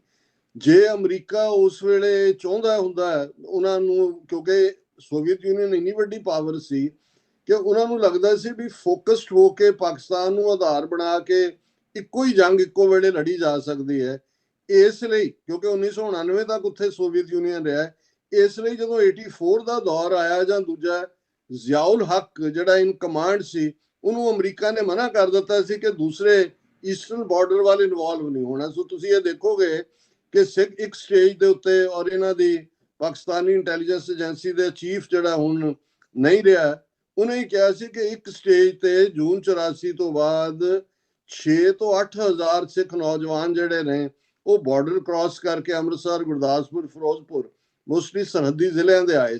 ਉਹਨਾਂ ਨੇ ਜੇਲ੍ਹ 'ਚ ਵੀ ਡੱਕਿਆ, ਕੁਝ ਫਿਰ ਵਾਪਸ ਵੀ ਮੁੜੇ, ਉਹਨਾਂ ਨੂੰ ਕੋਈ ਆਧਾਰ ਵੀ ਨਹੀਂ ਮਿਲਿਆ ਕਿਉਂਕਿ ਉਦੋਂ ਅਮਰੀਕਾ ਦਾ ਇੰਟਰਸਟ ਕੋਈ ਨਹੀਂ ਸੀ। ਰਾਦਰ ਉਹ ਇਹ ਚਾਹੁੰਦੇ ਸੀ ਕਿ ਭਾਈ ਸੋਵੀਅਤ ਯੂਨੀਅਨ ਦੇ ਖਿਲਾਫ ਜੰਗ ਦੇ ਵਿੱਚ ਜਿਹੜਾ ਸਿਰਫ ਫੋਕਸ ਰਹੇ। 70s ਦੇ ਵਿੱਚ ਮੈਂ ਜਿਵੇਂ ਕਿਹਾ ਨਿਕਸਨ ਦੇ ਵੇਲੇ ਜਾਂ ਅਰਲੀ 80s 'ਚ ਜਦੋਂ ਤੱਕ 81 82 ਪੀਰੀਅਡ ਸਨ, ਪਿੰਡਾਂ ਵਾਲਿਆਂ ਦੇ ਪੀਰੀਅਡ 'ਚ ਵੀ ਉਹਨਾਂ ਦੀ ਦਿਲਚਸਪੀ ਜ਼ਰੂਰ ਰਹੀ ਹੋਏਗੀ, ਲੇਕਿਨ 89 ਤੋਂ ਬਾਅਦ ਜਿਹੜਾ ਉਹਨਾਂ ਦਾ ਫਿਰ 1979 ਤੋਂ 1999 ਬਾਅਦ ਦੈਨ ਇੱਕੋ ਇੱਕ ਸੁਪਰ ਪਾਵਰ ਅਮਰੀਕਾ ਰਹਿ ਗਿਆ। ਫਿਰ ਛੋਟੇ ਮੁਲਕ ਬਣਾਉਣ 'ਚ ਉਹਨਾਂ ਦੀ ਦਿਲਚਸਪੀ ਨਹੀਂ ਰਹੀ ਕਿਉਂਕਿ ਸੋਵੀਅਤ ਯੂਨੀਅਨ ਤਾਂ ਬਲੱਡਲੈਸ ਚੇਂਜਸ ਹੀ ਹੋਈਆਂ, ਬਾਲਟਿਕ ਸਟੇਟਾਂ ਵੀ ਆਜ਼ਾਦ ਹੋਈਆਂ, ਸੈਂਟਰਲ ਰਿਪਬਲਿਕ। ਪਰ ਜਦੋਂ ਉਹੀ ਮਾਡਲ ਯੂਗੋਸਲਾਵੀਆ ਦੇ ਵਿੱਚ ਗਿਆ 90s ਦੇ ਵਿੱਚ, ਉੱਥੇ ਫਿਰ ਜਿਹੜਾ 7 ਟੁਕੜੇ ਤਾਂ ਹੋਏ ਯੂਗੋਸਲਾਵੀਆ ਦੇ, ਪਰ ਬੜਾ ਖੂਨੀ ਦੌਰ, ਸਰਬੀਆ, ਕਰੋਸ਼ੀਆ, ਬੋਸਨੀਆ ਹਰਜ਼ੇਗੋਵੀਨਾ, ਮੈਸੇਡੋਨੀਆ, ਕੋਸੋਵੋ, ਔਰ ਇਹ ਸਾਰੇ ਦੇ ਥੱਲੇ ਸਰਬੀਆ ਨੇ ਜਿਵੇਂ ਬੋਸਨੀਆ ਦੇ ਉੱਤੇ ਜ਼ੁਲਮ ਕੀਤੇ। ਔਰ ਉਹ ਇੱਕੋ ਇੱਕ ਵਾਰ ਸੀ ਕਿ ਵਿਦਨ ਯੂਰਪ ਕਲਿੰਟਨ ਪੀਰੀਅਡ 'ਚ ਨੈਟੋ ਨੇ ਜਿਹੜਾ ਇੰਟਰਵੀਨ ਕਰਕੇ ਫੌਜੀ ਕਾਰਵਾਈ ਕਰਕੇ ਸਰਬਾਂ ਨੂੰ ਡੱਕਿਆ ਸੀ। ਨਹੀਂ ਤਾਂ ਜਦੋਂ ਅਸੀਂ 90s ਦੇ ਜੈਨੋਸਾਈਡ ਦੀ ਗੱਲ ਕਰਦੇ ਹਾਂ ਤੇ ਮਿਸਟਰ ਮਿਲੋਸੇਵਿਚ, ਉਹਨੂੰ ਜੰਗੀ ਅਪਰਾਧੀ ਦੇ ਤੌਰ ਦੇ ਉੱਤੇ ਹੀ ਸਜ਼ਾ, ਜਦੋਂ ਦਾ ਟ੍ਰਾਇਲ ਚੱਲ ਰਿਹਾ ਸੀ, ਉਹਦੀ ਜੇਲ੍ਹ ਦੇ ਵਿੱਚ ਮੌਤ ਹੋਈ। ਸੋ ਅਸੀਂ ਜਦੋਂ ਅਮਰੀਕਾ ਵੱਲ ਦੇਖਦੇ ਹਾਂ ਲੇਟ 80s ਦੇ ਵਿੱਚ, ਜਦੋਂ ਮੈਂ ਵੀ ਅਮਰੀਕਾ ਆਉਣ ਦਾ ਫੈਸਲਾ ਕੀਤਾ, ਇਹ ਕੋਈ ਜਿਹੜਾ ਸਡਨ ਲਿਆ ਫੈਸਲਾ ਨਹੀਂ ਸੀਗਾ। ਇਸ ਦੌਰ ਨੂੰ ਦੇਖਦੇ ਹਾਂ ਕਿ ਉਦੋਂ ਅਮਰੀਕਾ ਐਜ਼ ਏ ਹੋਪ ਸੀ ਕਿ ਇੰਡੀਆ ਪੂਰੀ ਤਰ੍ਹਾਂ ਸੋਵੀਅਤ ਯੂਨੀਅਨ ਦੇ ਬਲੌਕ 'ਚ ਹੈ ਔਰ ਸਿੱਖ ਇੰਟਰਸਟ, ਸਿੱਖ ਵੈਲਿਊ ਸਿਸਟਮ, ਔਰ ਭਾਵੇਂ ਉਦੋਂ ਅਜੇ ਸਿੱਖਾਂ ਦੀ ਆਬਾਦੀ ਬਹੁਤ ਜ਼ਿਆਦਾ ਨਹੀਂ ਸੀ, ਬਹੁਤੇ 80s ਦੇ ਵਿੱਚ ਪੋਲੀਟੀਕਲ ਅਸਾਈਲਮ ਵਾਲੇ ਲੋਕ ਆਏ, ਲੇਕਿਨ 89 ਤੱਕ ਸਿਸਟਮ ਬਦਲ ਗਿਆ ਕਿਉਂਕਿ ਉਸ ਤੋਂ ਬਾਅਦ 90s ਦੇ ਵਿੱਚ ਮਤੇ ਤਾਂ ਹੁੰਦੇ ਰਹੇ, ਲੇਕਿਨ ਜਿਹੜਾ ਉਹ ਅਮਰੀਕਾ ਦਾ ਕੋਈ ਇੰਟਰਸਟ ਨਹੀਂ ਸੀਗਾ ਕਿ ਵੀ ਉਹਨਾਂ ਨੇ ਹੁਣ ਕੋਈ ਦੇਸ਼ਾਂ ਮੁਲਕਾਂ ਨੂੰ ਤੋੜਨਾ ਹੈ ਜਾਂ ਉਹਨਾਂ 'ਚ ਕੋਈ ਕੂ ਕਰਾਣੇ ਨੇ ਜਾਂ ਕੋਈ ਤਬਦੀਲੀਆਂ ਕਰਾਣੀਆਂ ਨੇ। 9/11 ਤੋਂ ਬਾਅਦ ਦਾ ਅਮਰੀਕਾ ਬਿਲਕੁਲ ਡਿਫਰੈਂਟ ਹੋ ਗਿਆ ਕਿਉਂਕਿ 9/11 ਤੋਂ ਬਾਅਦ ਮਿਲੀਟੈਂਟ, ਟੈਰਰਿਸਟ ਔਰ ਫਰੀडम ਫਾਈਟਰ ਇਹ ਇੱਕੋ ਹੀ ਖਾਤੇ ਦੇ ਵਿੱਚ ਆ ਗਏ। ਜੇ ਸਿੱਖਾਂ ਦੀ ਪੋਲੀਟੀਕਲ ਮੈਚਿਓਰਿਟੀ ਦੀ ਗੱਲ ਕਰੀਏ, ਉਦੋਂ 80s ਦੇ ਵਿੱਚ ਅਮਰੀਕਾ ਦੇ ਵਿੱਚ ਜਿਹੜੀ ਬਹੁਤ ਸ਼ਾਨਦਾਰ lobby within UN Congress, doctor Gurmeet Singh Aulakh, ਜਾਂ ਉਸ ਤੋਂ ਪਹਿਲਾਂ ਗੰਗਾ ਸਿੰਘ ਢਿੱਲੋਂ, ਜਿਨ੍ਹਾਂ ਨੇ ਪਾਕਿਸਤਾਨ 'ਚ ਗੁਰਦੁਆਰਿਆਂ ਦੇ ਉੱਤੇ ਕੰਮ ਕੀਤਾ। ਲੇਕਿਨ 9/11 ਤੋਂ ਬਾਅਦ ਈਵਨ ਇਹ ਉਹਨਾਂ ਨੂੰ ਵੀ ਲੱਗਾ ਕਿ ਬਈ ਹੁਣ ਇਹ ਜਿਹੜੀ ਸੈਪਰੇਟ ਨੇਸ਼ਨ ਵਾਲੀ ਗੱਲ ਦੇ ਉੱਤੇ ਉਨੀ ਦਿਲਚਸਪੀ ਨਹੀਂ ਹੈ। ਔਰ ਇੰਡੀਆ ਨੇ ਵੀ ਫਿਰ ਪੂਰੀ ਤਬਦੀਲੀ 2004 ਤੱਕ ਪਹੁੰਚਦੇ ਆ, ਜਦੋਂ ਮਨਮੋਹਨ ਸਿੰਘ ਪ੍ਰਾਈਮ ਮਿਨਿਸਟਰ ਬਣਦੇ ਨੇ, ਤੇ ਉਦੋਂ ਤੱਕ ਅਮਰੀਕਾ ਦੀ ਪ੍ਰਾਇੋਰਟੀ ਚੋਂ ਪਾਕਿਸਤਾਨ ਵੀ ਗਾਇਬ ਹੋ ਗਿਆ ਸੀ, ਡੀਹਾਈਫਨੇਟ ਹੋ ਗਿਆ ਸੀ। ਸੋ 4-5 ਪ੍ਰੈਜ਼ੀਡੈਂਟਸ ਨੇ ਅਮਰੀਕਾ ਦੇ, ਫਿਰ ਭਾਰਤ ਦੇ ਨਾਲ ਹੀ ਉਹ ਕਲਿੰਟਨ ਈਰਾ ਹੋਏ, ਓਬਾਮਾ ਹੋਏ, ਜੂਨੀਅਰ ਬੁਸ਼ ਹੋਏ, ਟਰੰਪ ਦੀ ਪਹਿਲੀ ਟਰਮ ਹੋਏ, ਬਾਈਡਨ ਹੋਏ। ਸੋ ਫਿਰ ਸਿੱਖ ਫੈਕਟਰ ਬੇਸ਼ੱਕ ਹਿਊਮਨ ਰਾਈਟ ਦੇ ਮੁੱਦੇ ਤੇ US ਸਰਫ ਦੀ ਰਿਪੋਰਟ ਜਾਂ ਇੱਧਰ ਉੱਧਰ, ਪਰ ਇੰਡੀਆ ਨੂੰ ਕੋਈ ਗੰਭੀਰ ਚੈਲੰਜ ਨਹੀਂ ਆਇਆ। ਔਰ ਫਿਰ ਇੰਨੀ ਦੇਰ ਚਾਈਨਾ ਦਾ ਉਭਾਰ ਜਿਹੜਾ ਉਹ ਹੋ ਚੁੱਕਾ ਸੀ। ਸੋ ਫਿਰ ਇਹਨਾਂ ਤਾਕਤਾਂ ਦਾ ਇਹ ਸੀ ਕਿ ਇੰਡੀਆ ਨੂੰ ਐਜ਼ ਅ ਬੁਲਵਾਕ ਡਿਵੈਲਪ ਕੀਤਾ ਜਾਏ ਟੂ ਕਾਊਂਟਰ ਚਾਈਨਾ। ਸੋ ਇਹ ਵੀ ਇੱਕ ਆਪਣੇ ਆਪ ਦੇ ਵਿੱਚ ਰੀਜ਼ਨ ਬਣਿਆ ਕਿ ਵੀ ਕੋਈ ਵੀ ਜਿਹੜੀ ਹਿਊਮਨ ਰਾਈਟਸ ਵਾਇਲੇਸ਼ਨ ਦੀ ਗੱਲ ਸੀ, ਇਵਨ ਅਸੀਂ ਕਸ਼ਮੀਰ ਦੇ ਹਵਾਲੇ ਨਾਲ ਦੇਖ ਸਕਦੇ ਹਾਂ ਕਿ 5 ਅਗਸਤ 2019 ਨੂੰ ਜਦੋਂ ਪ੍ਰੈਜ਼ੀਡੈਂਟ ਟਰੰਪ ਦੀ ਪਹਿਲੀ ਟਰਮ ਸੀ, ਆਰਟੀਕਲ 370 35A ਸੂਬੇ ਦਾ ਵਜੂਦ ਖਤਮ ਕਰ ਦੇਣਾ, ਔਰ ਕੋਈ ਪ੍ਰੋਟੈਸਟਿਕ ਸਟੇਟਮੈਂਟ ਤੱਕ ਵੀ ਨਹੀਂ ਆਈ ਅਮਰੀਕਾ ਤੋਂ, ਜਦੋਂ ਕਿ ਇਹ UN ਸਿਕਿਉਰਿਟੀ ਕਾਉਂਸਲ ਦਾ ਜਿਹੜਾ ਇਸ਼ੂ ਸੀ। ਮੈਂ ਇਸ ਲਈ ਕਹਿਣਾ ਚਾਹੁੰਦਾ ਵੀ ਕਈ ਵਾਰ ਅਸੀਂ ਕਿਸੇ ਇੱਕ ਧਿਰ ਤੋਂ ਇੰਨੇ ਕੁ ਹੋਪਫੁਲ ਨਾ ਹੋ ਜਾਈਏ ਕਿ ਮੁੜ ਕੇ ਉਨਾ ਹੀ ਲੈਵਲ ਆਫ ਫਰਸਟ੍ਰੇਸ਼ਨ ਵੀ ਹੋਏ। ਸੋ ਇਹ ਜਿਹੜੇ ਮੁਲਕ ਬਣਾਉਣੇ ਜਾਂ ਬਣਨੇ ਨੇ, ਇਹ ਇਹਨਾਂ ਦੇ ਅਲਟੀਮੇਟ ਹਿੱਤਾਂ ਨਾਲ ਜੁੜੇ ਹੋਏ ਨੇ।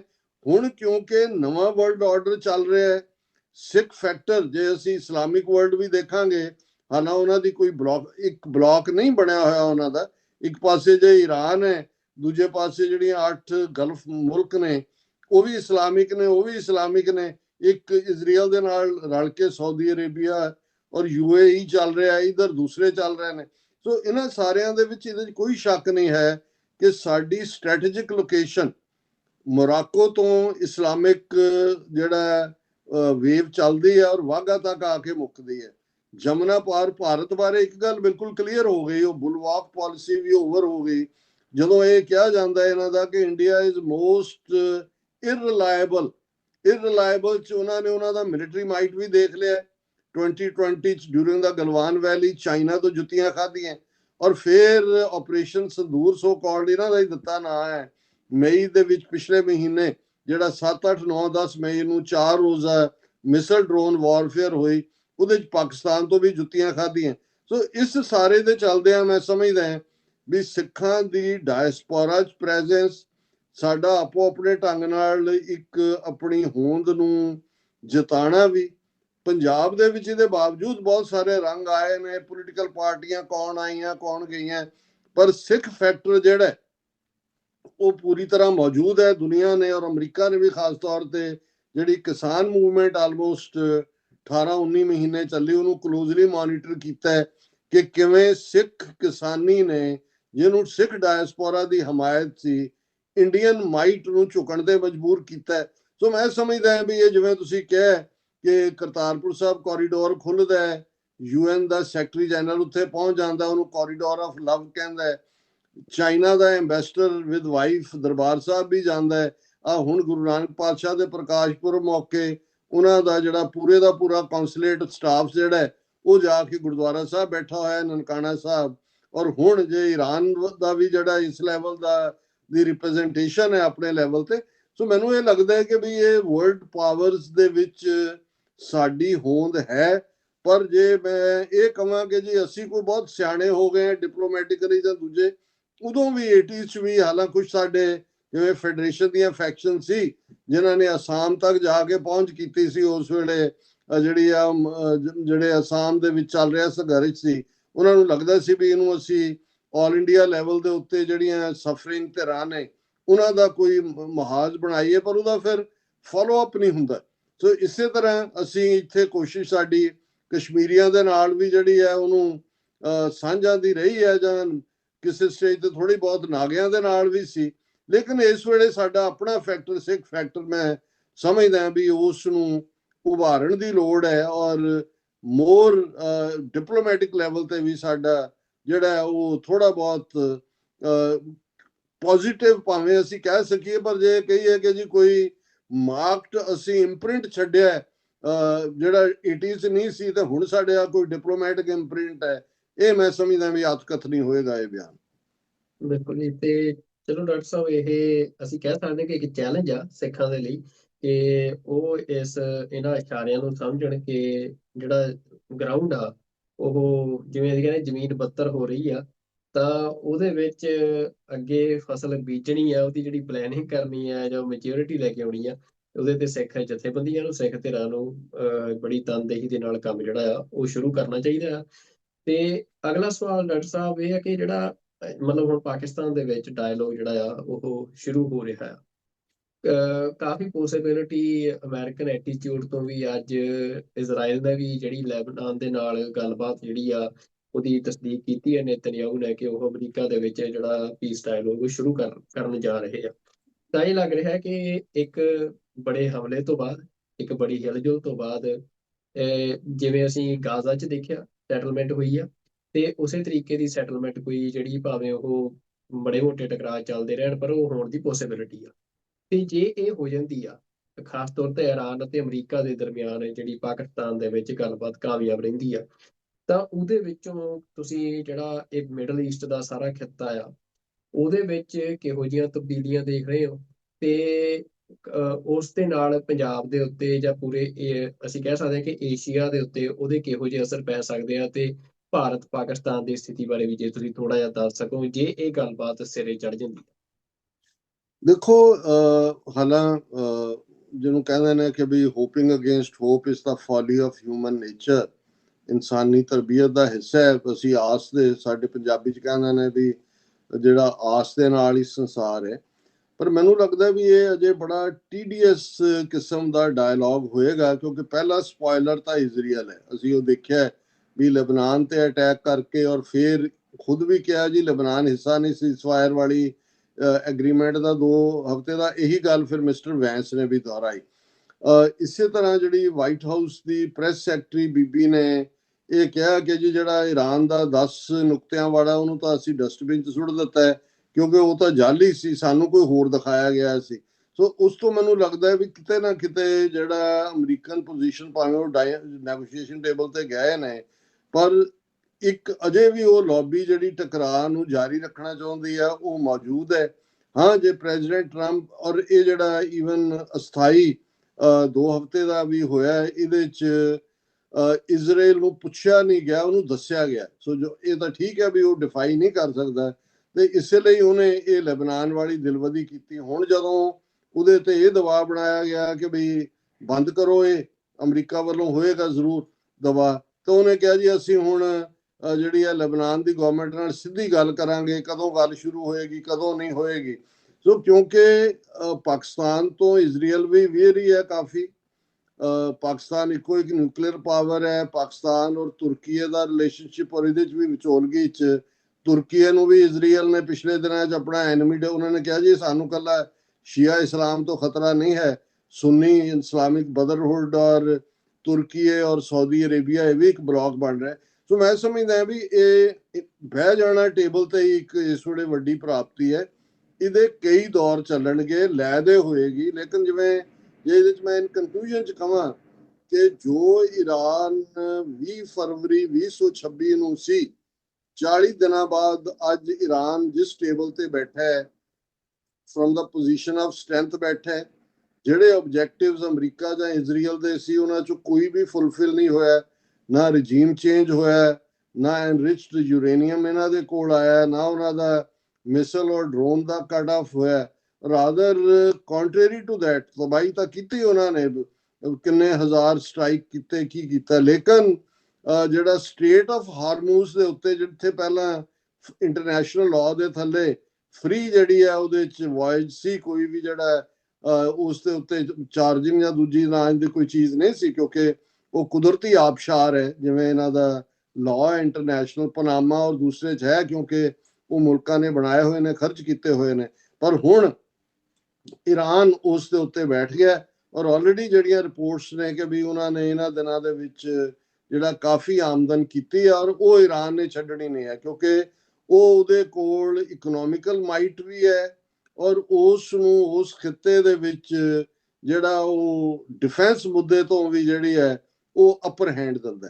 ਹੁਣ ਇਹਨਾਂ ਹਾਲਾਤਾਂ 'ਚ ਮੈਂ ਇਹ ਸਮਝਦਾ ਕਿ ਅਮਰੀਕਾ ਦੀ ਜਿਹੜੇ ਪਾਲਿਸੀ ਮੇਕਰ ਨੇ ਕਾਫੀ ਪ੍ਰੈਕਟੀਕਲ ਨੇ। ਹਾਲਾਂਕਿ ਕਈ ਵਾਰ ਕੁਝ, ਕਿਉਂਕਿ 250 ਸਾਲ ਦੀ ਸਾਰੀ ਹਿਸਟਰੀ ਹੈ, ਜਿਹੜਾ ਵਰ੍ਹਾ ਹੈ 1776 ਤੋਂ ਬਾਅਦ 250 ਸਾਲ ਆਜ਼ਾਦੀ ਦਿਨ ਵੀ ਔਰ ਆਰਮੀ ਪੈਰੇਡਸ ਔਰ ਦੂਸਰੇ ਤੀਸਰਾ, ਸੋ 250 ਸਾਲ 'ਚ ਕੋਈ ਸਭਿਅਤਾ ਬਹੁਤ ਮੈਚੁਰ ਨਹੀਂ ਹੁੰਦੀ, ਕਈ ਵਾਰ ਇਹ ਡਰੈਗ ਹੋ ਜਾਂਦੇ ਨੇ।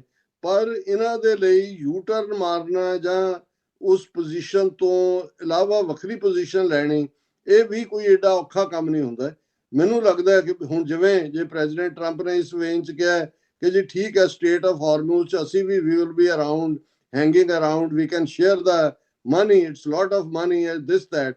ਸੋ ਮੈਨੂੰ ਇਹ ਲੱਗਦਾ ਹੈ ਵੀ ਈਰਾਨ ਜਿਹੜਾ ਹੈ ਉਹ ਕੱਲਾ ਵੈਸਟਰਨ ਏਸ਼ੀਆ ਦੇ ਵਿੱਚ ਹੀ ਨਹੀਂ, ਓਵਰਆਲ ਜੇ ਯੂਰੋ ਏਸ਼ੀਆ ਕਹੀਏ, ਕਿਉਂਕਿ ਈਰਾਨ ਦੇ ਰਸ਼ੀਆ ਨਾਲ ਵੀ ਸਬੰਧ ਬਿਟਰ ਐਂਡ ਸਾਬਰ ਰਹੇ ਨੇ, ਕਿਉਂਕਿ ਜਦੋਂ ਆਇਤੁੱਲਾ ਖਮੀਨੀ ਨੇ 1979 'ਚ ਇਹ ਕਿਹਾ ਸੀ ਅਮਰੀਕਾ ਨੂੰ ਵੱਡਾ ਸ਼ੈਤਾਨ ਤੇ ਸੋਵੀਅਤ ਯੂਨੀਅਨ ਸੀ ਉਸ ਵੇਲੇ ਉਹਨੂੰ ਛੋਟਾ ਸ਼ੈਤਾਨ। ਲੇਕਿਨ ਈਰਾਨ ਨੇ ਆਪਣੇ ਬਲਬੂਤੇ ਦੇ ਉੱਤੇ, ਜੇ ਉਹਨਾਂ ਨੇ 47 ਸਾਲ ਸਰਵਾਈਵ ਕੀਤੇ ਨੇ ਇਕਨੋਮਿਕਲ ਸੈਂਕਸ਼ਨਸ ਨੂੰ ਲੈ ਕੇ ਵੀ, ਇੱਕ ਨੇਸ਼ਨ ਦੇ ਤੌਰ ਦੇ ਉੱਤੇ ਉਹਨਾਂ ਦੀ ਇੱਕ ਆਪਣੀ ਹੋਂਦ ਹੈ ਤੇ ਮੌਜੂਦਾ ਕ੍ਰਾਈਸਿਸ ਦੇ ਵਿੱਚ ਉਹਨਾਂ ਦੀ ਪਾਵਰ ਦਾ ਵਧਣਾ ਉਹਨਾਂ ਨੂੰ ਗਲੋਬਲ ਸਟੇਜ ਤੇ ਲਿਆਂਦਾ ਹੈ। ਔਰ ਜੇ ਮੈਂ ਇਹ ਕਹਾਂ ਕਿ ਵੀ ਈਰਾਨ ਆਉਣ ਵਾਲੀਆਂ ਜਿਹੜੀਆਂ 4-5 ਪਾਵਰਸ ਨੇ ਉਹਨਾਂ ਦਾ ਹਿੱਸਾ ਹੋਏਗਾ ਤੇ ਕੋਈ ਹੱਥਕਥਰੀ ਨਹੀਂ ਹੋਏਗੀ। ਸੋ ਉਸ ਲਿਹਾਜ਼ ਦੇ ਨਾਲ ਇੰਡੀਆ ਦੇ ਨਾਲ ਜਿਹੜੀ ਪ੍ਰੋਕਸੀਮਿਟੀ ਬਾਰਡਰ ਵਾਈਜ਼ ਵੀ, ਇਹ ਵੀ ਗੱਲ ਕਦੇ ਨਹੀਂ ਭੁੱਲਦੀ ਹੈ ਵੀ ਇੰਡੀਆ ਨੇ ਐਨ ਮੌਕੇ ਤੇ ਬਿਟਰੇ ਕਰਕੇ, ਹਾਲਾਂ ਈਰਾਨ ਦਾ ਕੁਝ ਮੁੱਦਿਆਂ ਦੇ ਉੱਤੇ ਪਾਕਿਸਤਾਨ ਨਾਲੋਂ ਵੀ ਜ਼ਿਆਦਾ ਜਿਹੜੀ ਹੈ ਇੰਡੀਆ ਦੇ ਨਾਲ ਸਾਂਝਾ ਸੀ। ਕੁਲਭੂਸ਼ਣ ਯਾਦਵ ਜਿਹੜਾ ਉੱਥੋਂ ਈਰਾਨ ਰਾਹੀਂ ਵੜਿਆ, ਬਲੋਚਾਂ ਦੇ ਮੁੱਦੇ ਦੇ ਉੱਤੇ ਵੀ ਪਾਕਿਸਤਾਨ ਔਰ ਈਰਾਨ ਦਾ ਇੱਕ ਸਟੇਜ ਤੇ ਮਿਸਲ ਐਕਸਚੇਂਜ ਵੀ ਹੋਇਆ ਆਪਸ ਦੇ ਵਿੱਚ, ਫਾਇਰ ਉਹਨਾਂ ਨੇ ਕੀਤੀ, ਇਹਨਾਂ ਨੇ ਕੀਤੀ। ਔਰ UN ਲੈਵਲ ਦੇ ਉੱਤੇ ਵੀ ਜਿਹੜਾ ਈਰਾਨ ਦਾ ਮੋਰ ਵੋਟਿੰਗ ਪੈਟਰਨ ਟੁਵਰਡਸ ਇੰਡੀਆ ਰਿਹਾ। ਕਸ਼ਮੀਰ ਦੇ ਮੁੱਦੇ ਉੱਤੇ ਵੀ ਦਿੱਲੀ ਡੈਲੀ ਕਈ ਵਾਰੀ ਈਰਾਨ ਕਰਦਾ ਰਿਹਾ। ਸੋ ਸਾਨੂੰ ਇਹ ਕੋਈ ਬਹੁਤੀ ਆਸ ਨਹੀਂ ਹੈ ਕਿ ਵੀ ਅਸੀਂ ਕੋਈ ਡਾਇਰੈਕਟ ਆਉਣ ਵਾਲੇ ਪੀਰੀਅਡ ਦੇ ਵਿੱਚ ਕੋਈ ਕਿਸੇ ਅਲਾਇੰਸ ਦੀ ਤਵੱਕੋ ਕਰਦੇ ਹਾਂ। ਪਰ ਮੈਨੂੰ ਇਹ ਲੱਗਦਾ ਹੈ ਵੀ ਅਮਰੀਕਾ ਦੀ ਜਿਹੜੀ ਹੈ ਉਹ ਪੈਟਰਨਸ਼ਿਪ ਦੇ ਥੱਲੇ ਹੀ ਅਲਟੀਮੇਟਲੀ ਈਰਾਨ ਦੇ ਨਾਲ ਅਮਰੀਕਾ ਦੇ ਸਬੰਧ, ਅਮਰੀਕਾ ਕਬੂਲ ਕਰੇਗਾ ਨਾ ਕਿ ਭਾਈ ਜੋ ਫਾਰਮ ਹੈ ਉਹਦੇ ਥੱਲੇ ਇਹਨਾਂ ਦੇ ਰਿਲੇਸ਼ਨਸ ਵੀ ਬਿਲਟ ਹੋਣਗੇ, ਈਰਾਨ ਦੀ ਅਹਿਮੀਅਤ ਵਧੇਗੀ। ਚਾਈਨਾ ਦੇ ਨਾਲ ਵੀ ਉਹਦੀ ਰਿਲੇਸ਼ਨਸ਼ਿਪ ਜਿਹੜੀ ਹੈ ਉਹ ਆਲਰੇਡੀ, ਹਾਲਾਂ ਅੱਜ ਚਾਈਨਾ ਨੇ ਕਿਹਾ ਕਿ ਜੀ ਅਸੀਂ ਬਿਲਕੁਲ ਕੋਈ ਮਦਦ ਨਹੀਂ ਕੀਤੀ ਹੈ ਜੋ ਸਾਡੇ ਤੇ ਚਾਰਜ ਲੱਗ ਰਿਹਾ ਜਾਂ ਇਹ ਉਹ। ਸੋ ਸਿੱਖ ਫੈਕਟਰ ਜਿਵੇਂ ਅਸੀਂ ਸਮਝਦੇ ਹਾਂ ਵੀ ਇੰਡੀਆ ਦਾ ਆਰਟੀਫਿਸ਼ੀਅਲ ਯੂਨੀਅਨ ਵਾਲਾ ਪਾਰਟ ਜਿਉਂ-ਜਿਉਂ ਸਾਹਮਣੇ ਆ ਰਿਹਾ ਹੈ, ਅਸੀਂ ਪਿਛਲੇ ਦਿਨਾਂ ਦੇ ਵਿੱਚ ਜੈਨ ਜ਼ੀ ਦੇ ਥੱਲੇ ਜਿਹੜੀਆਂ ਤਬਦੀਲੀਆਂ ਦੇਖੀਆਂ, ਉਹ ਬੰਗਲਾਦੇਸ਼ ਹੋਏ ਜਾਂ ਨੇਪਾਲ ਹੋਏ, ਉਹ ਜ਼ਾਹਰ ਹੈ ਇੰਡੀਅਨ ਹੈਜੇਮਨੀ ਤੋਂ ਨਿਕਲਣ ਦੀ ਲਾਈਨ ਹੈ। ਔਰ ਵਿਦਨ ਕੰਟਰੀ ਵੀ ਜਿਹੜਾ ਜਿਸ ਕਿਸਮ ਦਾ ਪੋਲਰਾਈਜ਼ਡ ਸੁਸਾਇਟੀ ਇਹਨਾਂ ਨੇ ਹਿੰਦੂਤਵੀਆਂ ਨੇ ਕ੍ਰੀਏਟ ਕਰ ਦਿੱਤੀ ਹੈ, ਇਹ ਠੀਕ ਹੈ ਵੀ ਵੱਡੇ ਮੁਲਕਾਂ ਦੇ ਵਿੱਚ ਜਦੋਂ ਤਬਦੀਲੀ ਹੁੰਦੀ ਹੈ ਤੇ ਇਨਰ ਕਲੈਪਸ ਹੁੰਦਾ। ਸੋ ਅਸੀਂ ਇਹ ਹੋਪ ਕਰਦੇ ਹਾਂ ਕਿ ਉਸ ਸਾਰੇ ਪੀਰੀਅਡ ਦੇ ਵਿੱਚ ਸਿੱਖ ਫੈਕਟਰ ਜਿਹੜਾ ਆਲਰੇਡੀ ਅਸੀਂ ਬਾਰਡਰ ਦੇ ਉੱਤੇ 600 ਕਿਲੋਮੀਟਰ ਵਾਗਾ ਤੋਂ ਹੁਸੈਨੀਵਾਲਾ ਤੱਕ ਬੈਠੇ ਹੋਏ ਹੈ, ਇੰਟਰਨੈਸ਼ਨਲ ਸਾਡੀ ਆਪਣੀ ਅਹਿਮੀਅਤ ਹੈ ਔਰ ਡਾਇਸਪੋਰਾ ਦੇ ਵਿੱਚ ਵੀ ਜਿਹੜਾ ਸਾਡਾ ਸਭ ਦੇ ਨਾਲ ਇੰਟਰੈਕਸ਼ਨ ਹੈ, ਉਹ ਆਪਣੇ ਆਪ ਦੇ ਵਿੱਚ ਆਉਣ ਵਾਲੇ ਪੀਰੀਅਡ 'ਚ ਸਾਨੂੰ ਹੋਰ ਵੀ ਪਜ਼ੀਰਾਈ ਦੇਗਾ, ਹੋਰ ਵੀ ਜਿਹੜਾ ਸਿੱਖ ਫੈਕਟਰ ਦੀ ਅਹਿਮੀਅਤ ਜਿਹੜੀ ਹੈ ਉਹ ਇਹਨਾਂ ਤਾਕਤਾਂ ਨੂੰ ਸਮਝ ਆਏਗੀ। ਬਿਲਕੁਲ ਡਾਕਟਰ ਸਾਹਿਬ, ਇੱਕ ਮੈਂ ਹੋਰ ਇਹਦੇ 'ਚ ਫੈਕਟਰ ਮਤਲਬ ਤੁਹਾਡੀ ਗੱਲਬਾਤ 'ਚ ਨਿਕਲਿਆ ਕਿ ਮਤਲਬ ਇਹ ਨਹੀਂ ਲੱਗ ਰਿਹਾ ਕਿ ਜਿਹੜਾ ਇਹ ਸਾਰਾ ਖਿੱਤਾ ਆ ਜਿੱਥੇ ਚਾਈਨਾ ਇੱਕ ਵੱਡੀ ਤਾਕਤ ਦੇ ਵਜੋਂ ਉੱਭਰ ਕੇ ਸਾਹਮਣੇ ਆਇਆ ਸੀ, ਜਿਹਦੇ ਵਿੱਚ ਇੰਡੀਆ ਜਿਹੜਾ ਉਹ ਐਸਪੀਰੇਸ਼ਨ ਰੱਖ ਰਿਹਾ ਸੀ ਕਿ ਮੈਂ ਵਿਸ਼ਵ ਗੁਰੂ ਬਣਨ ਦੀ ਉਹਦੀ ਐਸਪੀਰੇਸ਼ਨ ਸੀ, ਪਰ ਉਹਦੇ 'ਚ ਹੁਣ ਪਾਕਿਸਤਾਨ ਦਾ ਵੱਡੀ ਤਾਕਤ ਵਜੋਂ ਉੱਭਰਨ ਤੇ ਨਾਲ ਚਾਈਨਾ ਆਲਰੇਡੀ ਇੱਥੇ ਵੱਡੀ ਤਾਕਤ ਆ, ਤੇ ਉਹਦੇ 'ਚ ਹੁਣ ਈਰਾਨ ਵੀ ਜੇ ਇੱਕ ਹੋਰ ਨਵੀਂ ਵੱਡੀ ਤਾਕਤ ਜਿਹੜੀ ਆ ਉਹ ਖੜੀ ਹੋ ਜਾਂਦੀ ਆ, ਤਾਂ ਮੈਨੂੰ ਲੱਗਦਾ ਕਿ ਇਹ ਏਦਾਂ ਦਾ ਨਹੀਂ ਬਣ ਰਿਹਾ ਕਿ ਅਖਾੜਾ ਛੋਟਾ ਹੈ ਤੇ ਉਹਦੇ ਭਲਵਾਨ ਕਈ ਹੋ ਗਏ ਆ। ਵੀ ਇਹ ਪਹਿਲਾਂ ਇਹਨਾਂ ਦਾ ਆਪਸ ਦੇ ਵਿੱਚ ਜਿਹੜਾ ਇੱਥੇ ਹੀ ਮਤਲਬ ਕਾਫੀ ਜਿਹੜੀ ਆ ਕਲੈਸ਼ਿਸ ਹੋਣ ਦੀਆਂ ਸੰਭਾਵਨਾਵਾਂ ਤੁਹਾਨੂੰ ਲੱਗਦਾ ਕਿ ਪੈਦਾ ਹੋ ਸਕਦੀਆਂ ਨੇ? ਦੇਖੋ, ਤੁਸੀਂ ਬੜਾ ਅਹਿਮ ਨੁਕਤਾ ਸਾਹਮਣੇ ਲਿਆਂਦਾ, ਔਰ ਕੱਲ ਦੀ ਵਿਚਾਰ ਚਰਚਾ 'ਚ ਵੀ ਮੈਂ ਇਹ ਸੱਚੋ ਸੱਚ ਪ੍ਰੋਗਰਾਮ 'ਚ ਕਿਹਾ ਸੀ ਕਿ ਇੱਕ ਜ਼ਮਾਨਾ ਸੀ ਅਸੀਂ ਸੁਣਦੇ ਹੁੰਦੇ ਸੀ ਕਿ ਨਾਰਵੇ ਨੇ ਫਲਾਣਾ ਟਰੂਸ ਕਰਵਾਇਆ, ਨਾਰਵੇ ਨੇ ਔਸਲੋ ਅਕੋਰਡ ਕੀਤਾ ਔਰ ਉਹਦੇ ਥੱਲੇ ਫਲਸਤੀਨੀ ਔਰ ਦੂਜਿਆਂ 'ਚ ਸਮਝੌਤਾ ਹੋਇਆ। ਫਿਰ ਪਿਛਲੇ 8-10 ਸਾਲ ਦੇ ਵਿੱਚ ਛੋਟਾ ਜਿਹਾ ਮੁਲਕ ਕਤਰ, ਉਹਨੇ ਕਿੰਨਿਆਂ ਨੂੰ, ਈਵਨ ਤਾਲਿਬਾਨ ਦੇ ਨਾਲ ਅਮਰੀਕਾ ਦੀ ਜਿਹੜੀ ਨੈਗੋਸ਼ੀਏਸ਼ਨ ਹੈ ਉਹ ਭਾਵੇਂ ਪਾਕਿਸਤਾਨ ਰਾਹੀਂ ਇਨੀਸ਼ੀਏਟ ਵੀ ਹੋਈ, ਬੈਕ ਦੇ ਉੱਤੇ ਪਾਕਿਸਤਾਨ ਸੀ, ਉਹਨਾਂ ਨੂੰ ਜਿਹੜਾ ਟਾਕਿੰਗ ਟੇਬਲ ਦੇ ਉੱਤੇ ਪਾਕਿਸਤਾਨ ਲੈ ਕੇ ਆਇਆ ਤਾਲਿਬਾਨ ਨੂੰ, ਪਰ ਉਹ ਦੋਹਾ ਦੇ ਵਿੱਚ ਉਹਨਾਂ ਦਾ ਦਫ਼ਤਰ ਖੁਲਾਇਆ ਗਿਆ ਤਾਲਿਬਾਨ ਦਾ, ਔਰ ਫਾਈਨਲੀ ਉਹ ਸਮਝੌਤਾ ਸਿਰੇ ਚੜਿਆ। ਸੋ ਪਾਕਿਸਤਾਨ ਦਾ ਇਸ ਸਟੇਜ ਦੇ ਉੱਤੇ ਜਦੋਂ ਕਿ ਇਸ ਪਾਸੇ ਕੋਈ ਵੀ ਪੇਸ਼ਕਦਮੀ ਕਰਨ ਨੂੰ ਤਿਆਰ ਨਹੀਂ ਸੀ, ਇਹ ਛੋਟੀ ਪ੍ਰਾਪਤੀ ਨਹੀਂ ਹੈ ਪਾਕਿਸਤਾਨ ਦਾ। ਇਹ ਜਿਹੜੇ, ਜਦੋਂ ਮੈਂ ਨਾਰਵੇ ਜਾਂ ਕਤਰ ਦੀ ਗੱਲ ਕੀਤੀ ਹੈ, ਤਾਂ ਛੋਟੇ ਛੋਟੇ ਨਾਨ ਨਿਊਕਲੀਅਰ ਜਾਂ ਆਲਮੋਸਟ ਨਾਨ ਮਿਲਿਟਰਾਈਜ਼ਡ ਮੁਲਕ ਸੀ। ਪਾਕਿਸਤਾਨ ਤਾਂ ਇੱਕ ਆਲਰੇਡੀ ਉਹਨੇ ਆਪਣਾ ਜਲਵਾ ਭਾਰਤ ਦੇ ਨਾਲ 4 ਰੋਜ਼ਾ ਜੰਗ ਦੇ ਵਿੱਚ ਵੀ ਦਿਖਾਇਆ ਹੋਇਆ ਹੈ। ਓਨਲੀ ਨਿਊਕਲੀਅਰ ਪਾਵਰ ਹੈ ਉਸ ਖਿੱਤੇ ਦੇ ਵਿੱਚ, ਔਰ ਇਸ ਦੇ ਨਾਲ ਪਾਕਿਸਤਾਨ ਦਾ ਕੱਦ ਤਾਂ ਵਧਿਆ ਹੀ ਵਧਿਆ ਹੈ। ਔਰ ਈਰਾਨ ਨੇ ਜਿਵੇਂ ਆਪਣੀ ਡਿਫਾਈਂਸ ਦਿੱਤੀ, ਰੈਜ਼ਿਸਟ ਕੀਤਾ ਹੈ, ਈਰਾਨ ਦਾ ਜਿੱਤ ਜਾਂ ਹਾਰ ਉਹਦਾ ਸਰਵਾਈਵ ਕਰ ਜਾਣਾ ਹੀ ਉਹਦੀ ਜਿੱਤ ਹੈ। ਔਰ ਇਹਨਾਂ ਹਾਲਾਤਾਂ ਦੇ ਵਿੱਚ ਕਿਉਂਕਿ ਭਾਰਤ ਨੇ ਸਿੱਖ ਫੈਕਟਰ ਨੂੰ ਗਵਾ ਲਿਆ ਹੋਇਆ, ਜੋ ਕਰਤੂਤਾਂ ਇਹਨਾਂ ਨੇ ਕੀਤੀਆਂ ਨੇ, ਸੋ ਮੈਂ ਸਮਝਦਾ ਵੀ ਇਹ ਜਿਹੜੀਆਂ ਪਾਵਰਸ, ਔਰ ਜੇ ਇਹ ਕਹਿਣਾ ਹੋਏ ਕਿ ਸੋ ਕਾਲਡ ਆਪਰੇਸ਼ਨ ਸੰਦੂਰ ਜਿਹੜਾ ਇਹਨਾਂ ਨੇ ਨਾਂ ਦਿੱਤਾ ਸੀ, ਉਹਦੇ 'ਚ ਵੀ ਸਿੱਖ ਫੈਕਟਰ ਅਹਿਮੀਅਤ ਦੇ ਨਾਲ ਅੱਗੇ ਆਇਆ।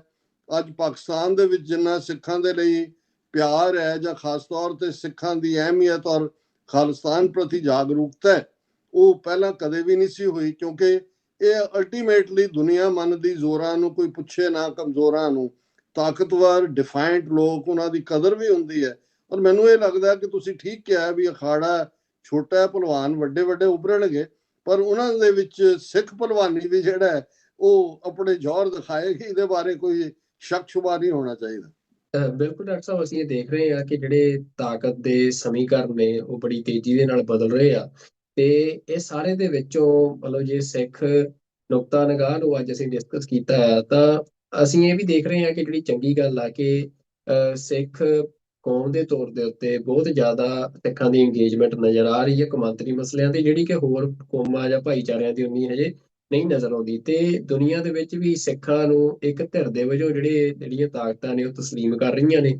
ਉਹ ਇਹ ਨਹੀਂ ਦੇਖ ਰਹੀਆਂ ਕਿ ਉੱਥੇ ਬਾਦਲ ਦਲ ਦਾ ਜਥੇਦਾਰ ਆ, ਜਾਂ ਉੱਥੇ ਕਿਹੜੀ ਧਿਰ ਦਾ ਜਿਹੜਾ ਆ ਉਹ ਕੋਈ ਵੀ ਬੰਦਾ ਜਾਂ ਨੁਮਾਇੰਦਾ ਬੈਠਾ ਆ। ਤਾਂ ਜਿਹੜੀ ਸਿੱਖਾਂ ਦੀ ਜਿਹੜੀ ਡਿਪਲੋਮੇਸੀ ਦੀ ਬੜੀ ਫਾਈਨ ਲਾਈਨ ਹੁੰਦੀ ਆ, ਉਹਦੇ ਤੇ ਜੀ, ਜਿਹੜਾ ਕਿ ਕਲੈਕਟਿਵ ਮੈਸੇਜਿੰਗ, ਜਿਹੜੀ ਮੈਸੇਜਿੰਗ ਆ ਸਿੱਖਾਂ ਦੀ, ਉਹ ਕਿਵੇਂ ਸਿੱਖ ਜਿਹੜੀ ਆ ਇਸ ਸਮੇਂ ਦੇ ਵਿੱਚ ਤੁਹਾਨੂੰ ਲੱਗਦਾ ਕਿ ਦੇ ਸਕਦੇ ਆ? ਉਹਦੇ ਲਈ ਕਿਹੋ ਜਿਹੀ ਅਪਰੋਚ ਸਿੱਖਾਂ ਨੂੰ ਜਿਹੜੀ ਆ ਉਹ ਅਡੋਪਟ ਕਰਨੀ ਚਾਹੀਦੀ ਆ? ਦੇਖੋ, ਤੁਹਾਡਾ ਬੜਾ ਢੁਕਵਾਂ ਸਵਾਲ ਹੈ, ਕਿਉਂਕਿ ਜਿਹੜੀਆਂ ਕੌਮਾਂ ਜਾਂ ਜਿਹੜੇ ਇੰਡੀਵਿਜੂਅਲ ਐਮੋਸ਼ਨਲ ਹੁੰਦੇ ਨੇ, ਕਈ ਵਾਰ ਉਹਨਾਂ ਦਾ ਕਿਸੇ ਵੀ ਸਿਚੁਏਸ਼ਨ ਬਾਰੇ ਜਿਹੜਾ ਰਿਐਕਸ਼ਨ ਹੁੰਦਾ ਹੈ ਉਹ ਵਿਚਾਰ ਜਾਂ ਗੰਭੀਰਤਾ ਦਾ ਨਹੀਂ, ਉਹ ਐਮੋਸ਼ਨ ਦਾ ਹੀ ਹੁੰਦਾ ਹੈ। ਔਰ ਜਿਹੜਾ ਚਲਾਕ ਦੁਸ਼ਮਣ ਹੈ ਉਹ ਤੁਹਾਡੀ ਉਸ ਐਮੋਸ਼ਨ ਨੂੰ ਆਪਣੇ ਹਿੱਤ ਦੇ ਲਈ ਵਰਤਦਾ ਹੈ। ਔਰ ਸਾਡੇ ਸਾਹਮਣੇ ਉਦਾਹਰਣ ਜਿਹੜਾ ਪ੍ਰੀ 47 ਦੌਰ ਦੀ ਸਾਡੀ ਲੀਡਰਸ਼ਿਪ ਹੈ, ਕਿ ਕਿਵੇਂ ਉਹਨਾਂ ਨੂੰ ਐਮੋਸ਼ਨਲੀ ਬਲੈਕਮੇਲ ਕਰਕੇ ਹਿੰਦੂਤਵੀ ਕਾਂਗਰਸ ਨੇ, ਗਾਂਧੀ ਨਹਿਰੂ ਨੇ ਪਾਕਿਸਤਾਨ ਦੇ ਖਿਲਾਫ ਵਰਤਿਆ, ਕਿਵੇਂ ਲਾਰਿਆਂ ਦਾ, ਵਾਅਦਿਆਂ ਦਾ ਇੱਕ ਪੂਰਾ ਜਾਲ ਬੁਣਿਆ। ਔਰ ਜਿਉਂ ਹੀ ਵਕਤ ਗੁਜ਼ਰ ਗਿਆ, ਔਰ ਫਿਰ ਇਹ ਜਵਾਬ ਕਿ ਸਰਕਮਸਟੈਂसेस हैव नाउ चेंज्ड, तब बात और थी अब बात और है। ਹੁਣ ਇਸ ਦੇ ਉਲਟ ਅਸੀਂ ਜਦੋਂ ਕਾਇਦੇ ਆਜ਼ਮ ਮੁਹੰਮਦ ਅਲੀ ਜਿਨ੍ਹਾਂ ਨੇ ਨਾ ਉਹ ਇੱਕ ਦਿਨ ਵੀ ਉਹਨਾਂ ਨੇ ਨਾ ਖੁਦ ਜੇਲ੍ਹ ਕੱਟੀ, ਨਾ ਆਪਣੇ ਲੋਕਾਂ ਨੂੰ ਉਸ ਜਫਰ ਜਾਲਣ ਦੇ ਲਈ ਮਜਬੂਰ ਕੀਤਾ, ਲੇਕਿਨ ਉਹਨਾਂ ਨੇ 23 ਮਾਰਚ 1940 ਨੂੰ ਜੇ ਪਾਕਿਸਤਾਨ ਦੀ ਡੈਕਲੇਰੇਸ਼ਨ ਕੀਤੀ, 7 ਸਾਲ ਦੇ ਵਿੱਚ ਉਹਨਾਂ ਨੇ, ਔਰ ਜੇ ਤੁਸੀਂ ਉਹਨਾਂ ਦੀ ਟਾਸਕ ਦੇਖੋ ਜਿਹਦੇ 'ਚ ਉਹਨਾਂ ਦੀ ਐਡਵੋਕੇਸੀ, ਡਿਪਲੋਮੇਸੀ, ਫਰਮਨੈਸ, ਉਹਦਾ ਕੰਬੀਨੇਸ਼ਨ ਹੈ। ਕਿਉਂਕਿ ਇੱਕੋ ਵੇਲੇ ਉਹਨਾਂ ਨੇ, ਮੈਂ ਅਕਸਰ ਅੰਗਰੇਜ਼ੀ ਦੀ ਇਹ ਟਰਮ ਯੂਜ਼ ਕਰਦਾ ਹਾਂ ਕਿ he drew victory out of the jaws of defeat. ਅੰਗਰੇਜ਼ਾਂ ਨੂੰ ਉਹਨਾਂ ਨੇ ਡਿਪਲੋਮੈਟਿਕਲੀ, ਅੰਗਰੇਜ਼ ਕਦੇ ਨਹੀਂ ਸੀ ਚਾਹੁੰਦੇ, ਮਾਊਂਟ ਬੈਟਨ ਤਾਂ ਬਾਅਦ ਚ ਆਇਆ, ਉਸ ਤੋਂ ਪਹਿਲਾਂ ਵੀ, ਕਿ ਵੀ ਉਹ ਪਾਕਿਸਤਾਨ ਬਣਾ ਕੇ ਦੇਣ। ਕਾਂਗਰਸ ਤਾਂ ਬਿਲਕੁਲ ਡਿਸੈਪਟਿਵ ਬਿਹੇਵੀਅਰ ਸੀ।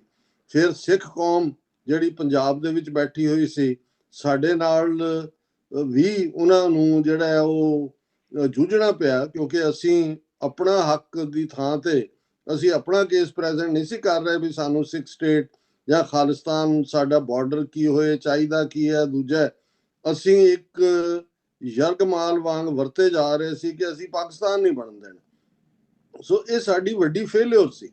ਔਰ ਮੈਨੂੰ ਇਹ ਲੱਗਦਾ ਵੀ ਇਹਦੇ ਤੁਸੀਂ ਬਿਲਕੁਲ ਠੀਕ ਕਿਹਾ ਵੀ ਅੱਜ ਜਦੋਂ ਅਸੀਂ ਆਪਣੀ ਕੌਮ ਲਗਭਗ 30 ਮਿਲੀਅਨ ਦੇ ਲਗਭਗ 5 ਮਿਲੀਅਨ ਸਟਰੋਂਗ ਡਾਇਸਪੋਰਾ ਹੈ, ਅਸੀਂ ਅੱਡ-ਅੱਡ ਐਸਪੈਕਟਸ ਨੂੰ ਦੇਖਦੇ ਹਾਂ। ਇਹਦੇ 'ਚ ਠੀਕ ਹੈ ਵੀ ਸੋਸ਼ਲ ਮੀਡੀਆ ਰਾਹੀਂ ਕਈ ਵਾਰ ਜਿਹੜਾ ਬੜਾ ਘਟੀਆ ਲੈਵਲ ਦੀ ਐਕੂਜ਼ੇਸ਼ਨਸ ਦੇ ਵਿੱਚ ਵੀ ਅਸੀਂ ਜਿਹੜਾ ਸਾਡੇ ਕੁਝ ਲੋਕ ਇਨਵੋਲਵ ਹੋ ਜਾਂਦੇ ਨੇ ਗੁਰਦੁਆਰਾ ਮੈਨੇਜਮੈਂਟਸ ਦੇ ਮੁੱਦੇ ਦੇ ਉੱਤੇ, ਜਾਂ ਕਈ ਵਾਰੀ ਸਾਡੀਆਂ ਜਥੇਬੰਦੀਆਂ ਜਿਹੜੀਆਂ ਨੇ ਉਹ ਇੱਕ ਪਲੇਟਫਾਰਮ ਤੇ ਨਹੀਂ ਕਿਉਂ ਨਹੀਂ ਆਉਂਦੀਆਂ, ਇਕਤਾ ਕਿਉਂ ਨਹੀਂ ਹੁੰਦੀ, ਇਸ ਨੂੰ ਲੈ ਕੇ ਵੀ ਜਿਹੜੇ ਪੰਥ ਦਰਦੀ ਨੇ ਉਹ ਫਿਕਰਮੰਦ ਹੁੰਦੇ ਨੇ।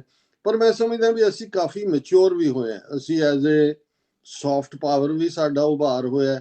ਕੋਵਿਡ-19 ਦੇ ਚਲਦਿਆਂ ਅਸੀਂ ਉਸ ਤਾਕਤ ਨੂੰ ਦੇਖਿਆ। ਪੰਜਾਬ ਦੇ ਵਿੱਚ ਜਦੋਂ ਫਲੱਡ ਆਏ ਨੇ, ਤਾਜ਼ਾ ਜਿਹੜੇ ਲਿਆਂਦੇ ਗਏ ਫਲੱਡ, ਕੋਈ ਸਾਡੇ ਰੈਸਕਿਊ ਤੇ ਨਹੀਂ ਆਇਆ। ਅਸੀਂ ਕਿਵੇਂ ਇੱਕ ਦੂਸਰੇ ਦੀ ਮਦਦ ਕਰਨੀ ਹੈ, ਕਿਸ ਲੈਵਲ ਦੇ ਉੱਤੇ ਜਾ ਕੇ ਸਾਡੀ ਜਿਹੜੀ ਹੈ ਉਹ ਸੇਵਾ ਦਾ ਪੱਖ ਤਾਂ ਹੈ ਹੀ ਸੀ, ਲੇਕਿਨ ਜਿਵੇਂ ਉਸ ਸਿਚੁਏਸ਼ਨ ਨੂੰ ਡੀਲ ਕਰਕੇ ਫਿਰ ਅਸੀਂ ਜਿਹੜਾ ਤਿਆਰ ਹੋ ਕੇ ਵਾਪਸ ਖੜੇ। ਸੋ ਇਸ ਸਾਰੇ 'ਚ ਮੈਂ ਇਹ ਸਮਝਦਾ ਹਾਂ ਵੀ ਇੱਕ ਤਾਂ ਅਸੀਂ ਇਹ ਵੀ ਕੋਸ਼ਿਸ਼ ਕਰੀਏ, ਦੇਖੋ ਮੁਲਕ ਲੈਣਾ, ਬਣਾਉਣਾ, ਫਿਰ ਮੁਲਕ ਨੂੰ ਸਾਂਭਣਾ, ਉਸ ਦਾ ਸਿਸਟਮ, ਉਹਦੇ ਲਈ ਵੀ ਸਾਨੂੰ ਆਪਣੇ ਬੱਚਿਆਂ ਨੂੰ, ਇੱਕ ਮੈਂ ਹਮੇਸ਼ਾ ਜਦੋਂ ਜਾਣੂ ਕੋਈ ਪਰਿਵਾਰਾਂ ਦੇ ਨਾਲ ਵੀ ਮੇਰਾ ਕਮਿਊਨੀਕੇਸ਼ਨ ਹੁੰਦਾ ਹੈ, ਇਹ ਕਹਿਣਾ ਹੁੰਦਾ ਹੈ ਕਿ ਆਪਣੇ ਬੱਚਿਆਂ ਨੂੰ ਪੋਲੀਟੀਕਲ ਸਾਇੰਸ, ਜਰਨਲਿਜ਼ਮ, ਡਿਪਲੋਮੇਸੀ ਦੇ ਨਾਲ ਸੰਬੰਧਿਤ ਜਿਹੜੀ ਚੀਜ਼ਾਂ ਉਹਨਾਂ ਦੇ ਵਿੱਚ ਵੀ ਅਸੀਂ ਪ੍ਰਵੀਨ ਕਰੀਏ। ਕਿਉਂਕਿ ਇਹ ਜਿਹੜਾ ਟ੍ਰੇਨਡ ਨੈਟਵਰਕ ਹੁੰਦਾ, ਜੇ ਇੱਥੇ ਡਿਪਲੋਮੈਟਸ ਆਉਂਦੇ ਨੇ, ਉਹਨਾਂ ਦੀ ਟ੍ਰੇਨਿੰਗ ਹੁੰਦੀ ਹੈ, ਫੋਰਨ ਸਰਵਿਸ ਵਾਲਿਆਂ ਨੂੰ ਸਪੈਸ਼ਲ ਟ੍ਰੇਨਿੰਗ 'ਚ ਕੱਢਿਆ ਜਾਂਦਾ ਹੈ।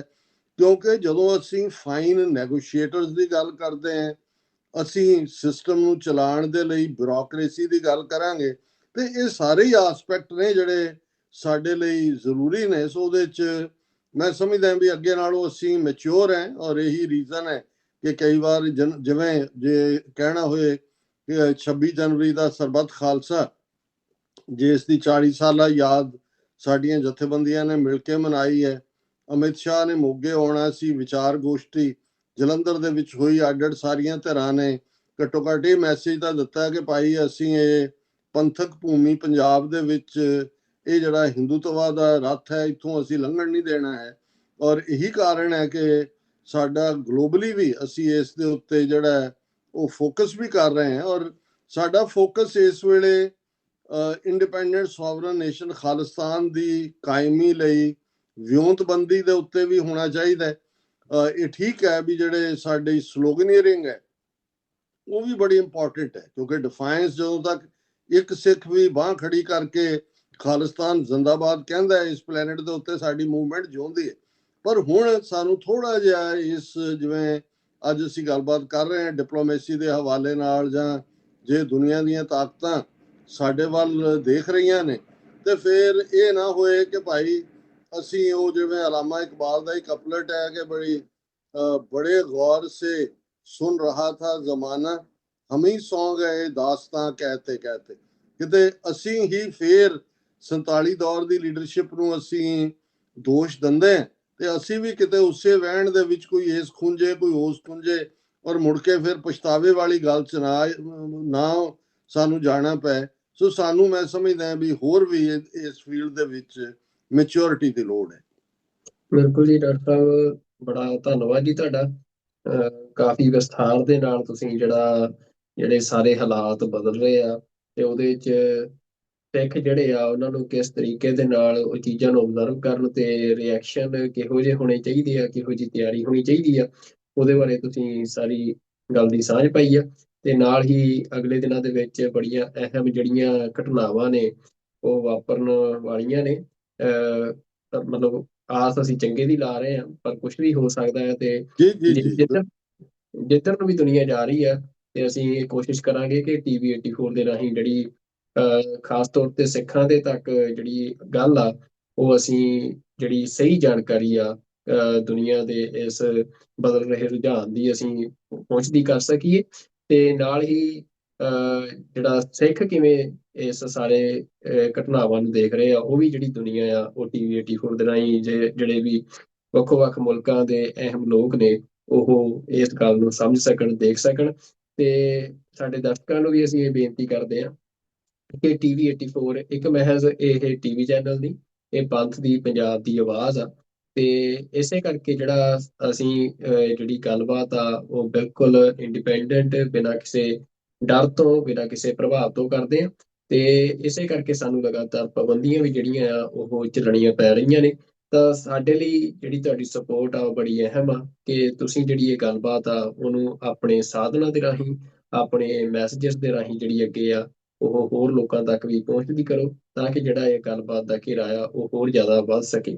ਤੇ ਇਸ ਤੋਂ ਇਲਾਵਾ ਟੀਵੀ 84 ਦੀ ਸਪੋਰਟ ਕਰਨ ਦੇ ਲਈ ਤੁਸੀਂ ਟੀਵੀ 84 ਦੀ ਵੈਬਸਾਈਟ tv84.com ਤੇ ਜਾ ਕੇ ਉੱਥੇ ਡੋਨੇਸ਼ਨ ਦਾ ਬਟਨ ਆ, ਡੋਨੇਟ ਦਾ ਬਟਨ ਆ, ਉੱਥੇ ਜਾ ਕੇ ਵੀ ਤੁਸੀਂ ਡੋਨੇਸ਼ਨ ਕਰ ਸਕਦੇ ਹੋ। ਤੇ ਨਾਲ ਹੀ ਜਿਹੜਾ ਆਪਣਾ ਚੈੱਕ ਆ, ਉਹ ਜਿਹੜਾ ਸਕਰੀਨ ਦੇ ਉੱਤੇ ਐਡਰੈਸ ਸ਼ੋ ਹੋ ਰਿਹਾ ਹੈ, ਉਹਦੇ ਤੇ ਤੁਸੀਂ ਜਾ ਕੇ ਆਪਣਾ ਜਿਹੜਾ ਚੈੱਕ ਆ ਉਹ ਵੀ ਭੇਜ ਸਕਦੇ ਹੋ। ਤੇ ਟੀਵੀ 84 ਦੀ ਐਪ ਜਿਹੜੀ ਆ, ਭਾਵੇਂ ਤੁਹਾਡੇ ਕੋਲ ਐਪਲ ਦਾ ਫੋਨ ਆ, ਭਾਵੇਂ ਤੁਹਾਡੇ ਕੋਲ ਐਂਡਰੋਇਡ ਆ, ਤੁਸੀਂ ਐਪ ਸਟੋਰ ਦੇ ਵਿੱਚ ਜਾ ਕੇ ਤੇ ਟੀਵੀ 84 ਦੀ ਐਪ ਉਹਨੂੰ ਡਾਊਨਲੋਡ ਕਰੋ। ਤੇ ਜਿਹਦੇ ਤੇ 24 ਘੰਟੇ ਜਿਹੜਾ ਲਾਈਵ ਟੀਵੀ ਆ ਉਹ ਵੀ ਤੁਸੀਂ ਦੇਖ ਸਕਦੇ ਹੋ, ਤੇ ਸਾਰੀਆਂ ਜਿਹੜੀਆਂ ਅਹਿਮ ਜਾਣਕਾਰੀਆਂ, ਖਬਰਾਂ ਨੇ, ਉਹ ਵੀ ਤੁਸੀਂ ਦੇਖ ਸਕਦੇ ਹੋ। ਤੇ IPTV ਦੇ ਉੱਤੇ, YouTube ਦੇ ਉੱਤੇ, Facebook ਦੇ ਉੱਤੇ, ਜਿੱਥੇ ਵੀ ਤੁਸੀਂ ਟੀਵੀ 84 ਨੂੰ ਦੇਖ ਸਕਦੇ ਹੋ, ਉੱਥੇ ਪੇਜ ਨੂੰ ਫੋਲੋ ਕਰੋ, ਸਬਸਕ੍ਰਾਈਬ ਕਰੋ ਤੇ ਟੀਵੀ 84 ਦੇ ਨਾਲ ਜੁੜੋ। ਤੇ ਅੱਜ ਦੇ ਪ੍ਰੋਗਰਾਮ ਦੇ ਵਿੱਚ ਫਿਲਹਾਲ ਇੰਨਾ ਹੀ। ਅਗਲੇ ਪ੍ਰੋਗਰਾਮ ਦੇ ਵਿੱਚ ਫਿਰ ਤੁਹਾਡੇ ਨਾਲ ਮੁਲਾਕਾਤ ਹੋਵੇਗੀ। ਉਦੋਂ ਤੱਕ ਰੱਬ ਰਾਖਾ ਜੀ। ਵਾਹਿਗੁਰੂ ਜੀ ਕਾ ਖਾਲਸਾ, ਵਾਹਿਗੁਰੂ ਜੀ ਅਹ ਕੀ ਫਤਿਹ।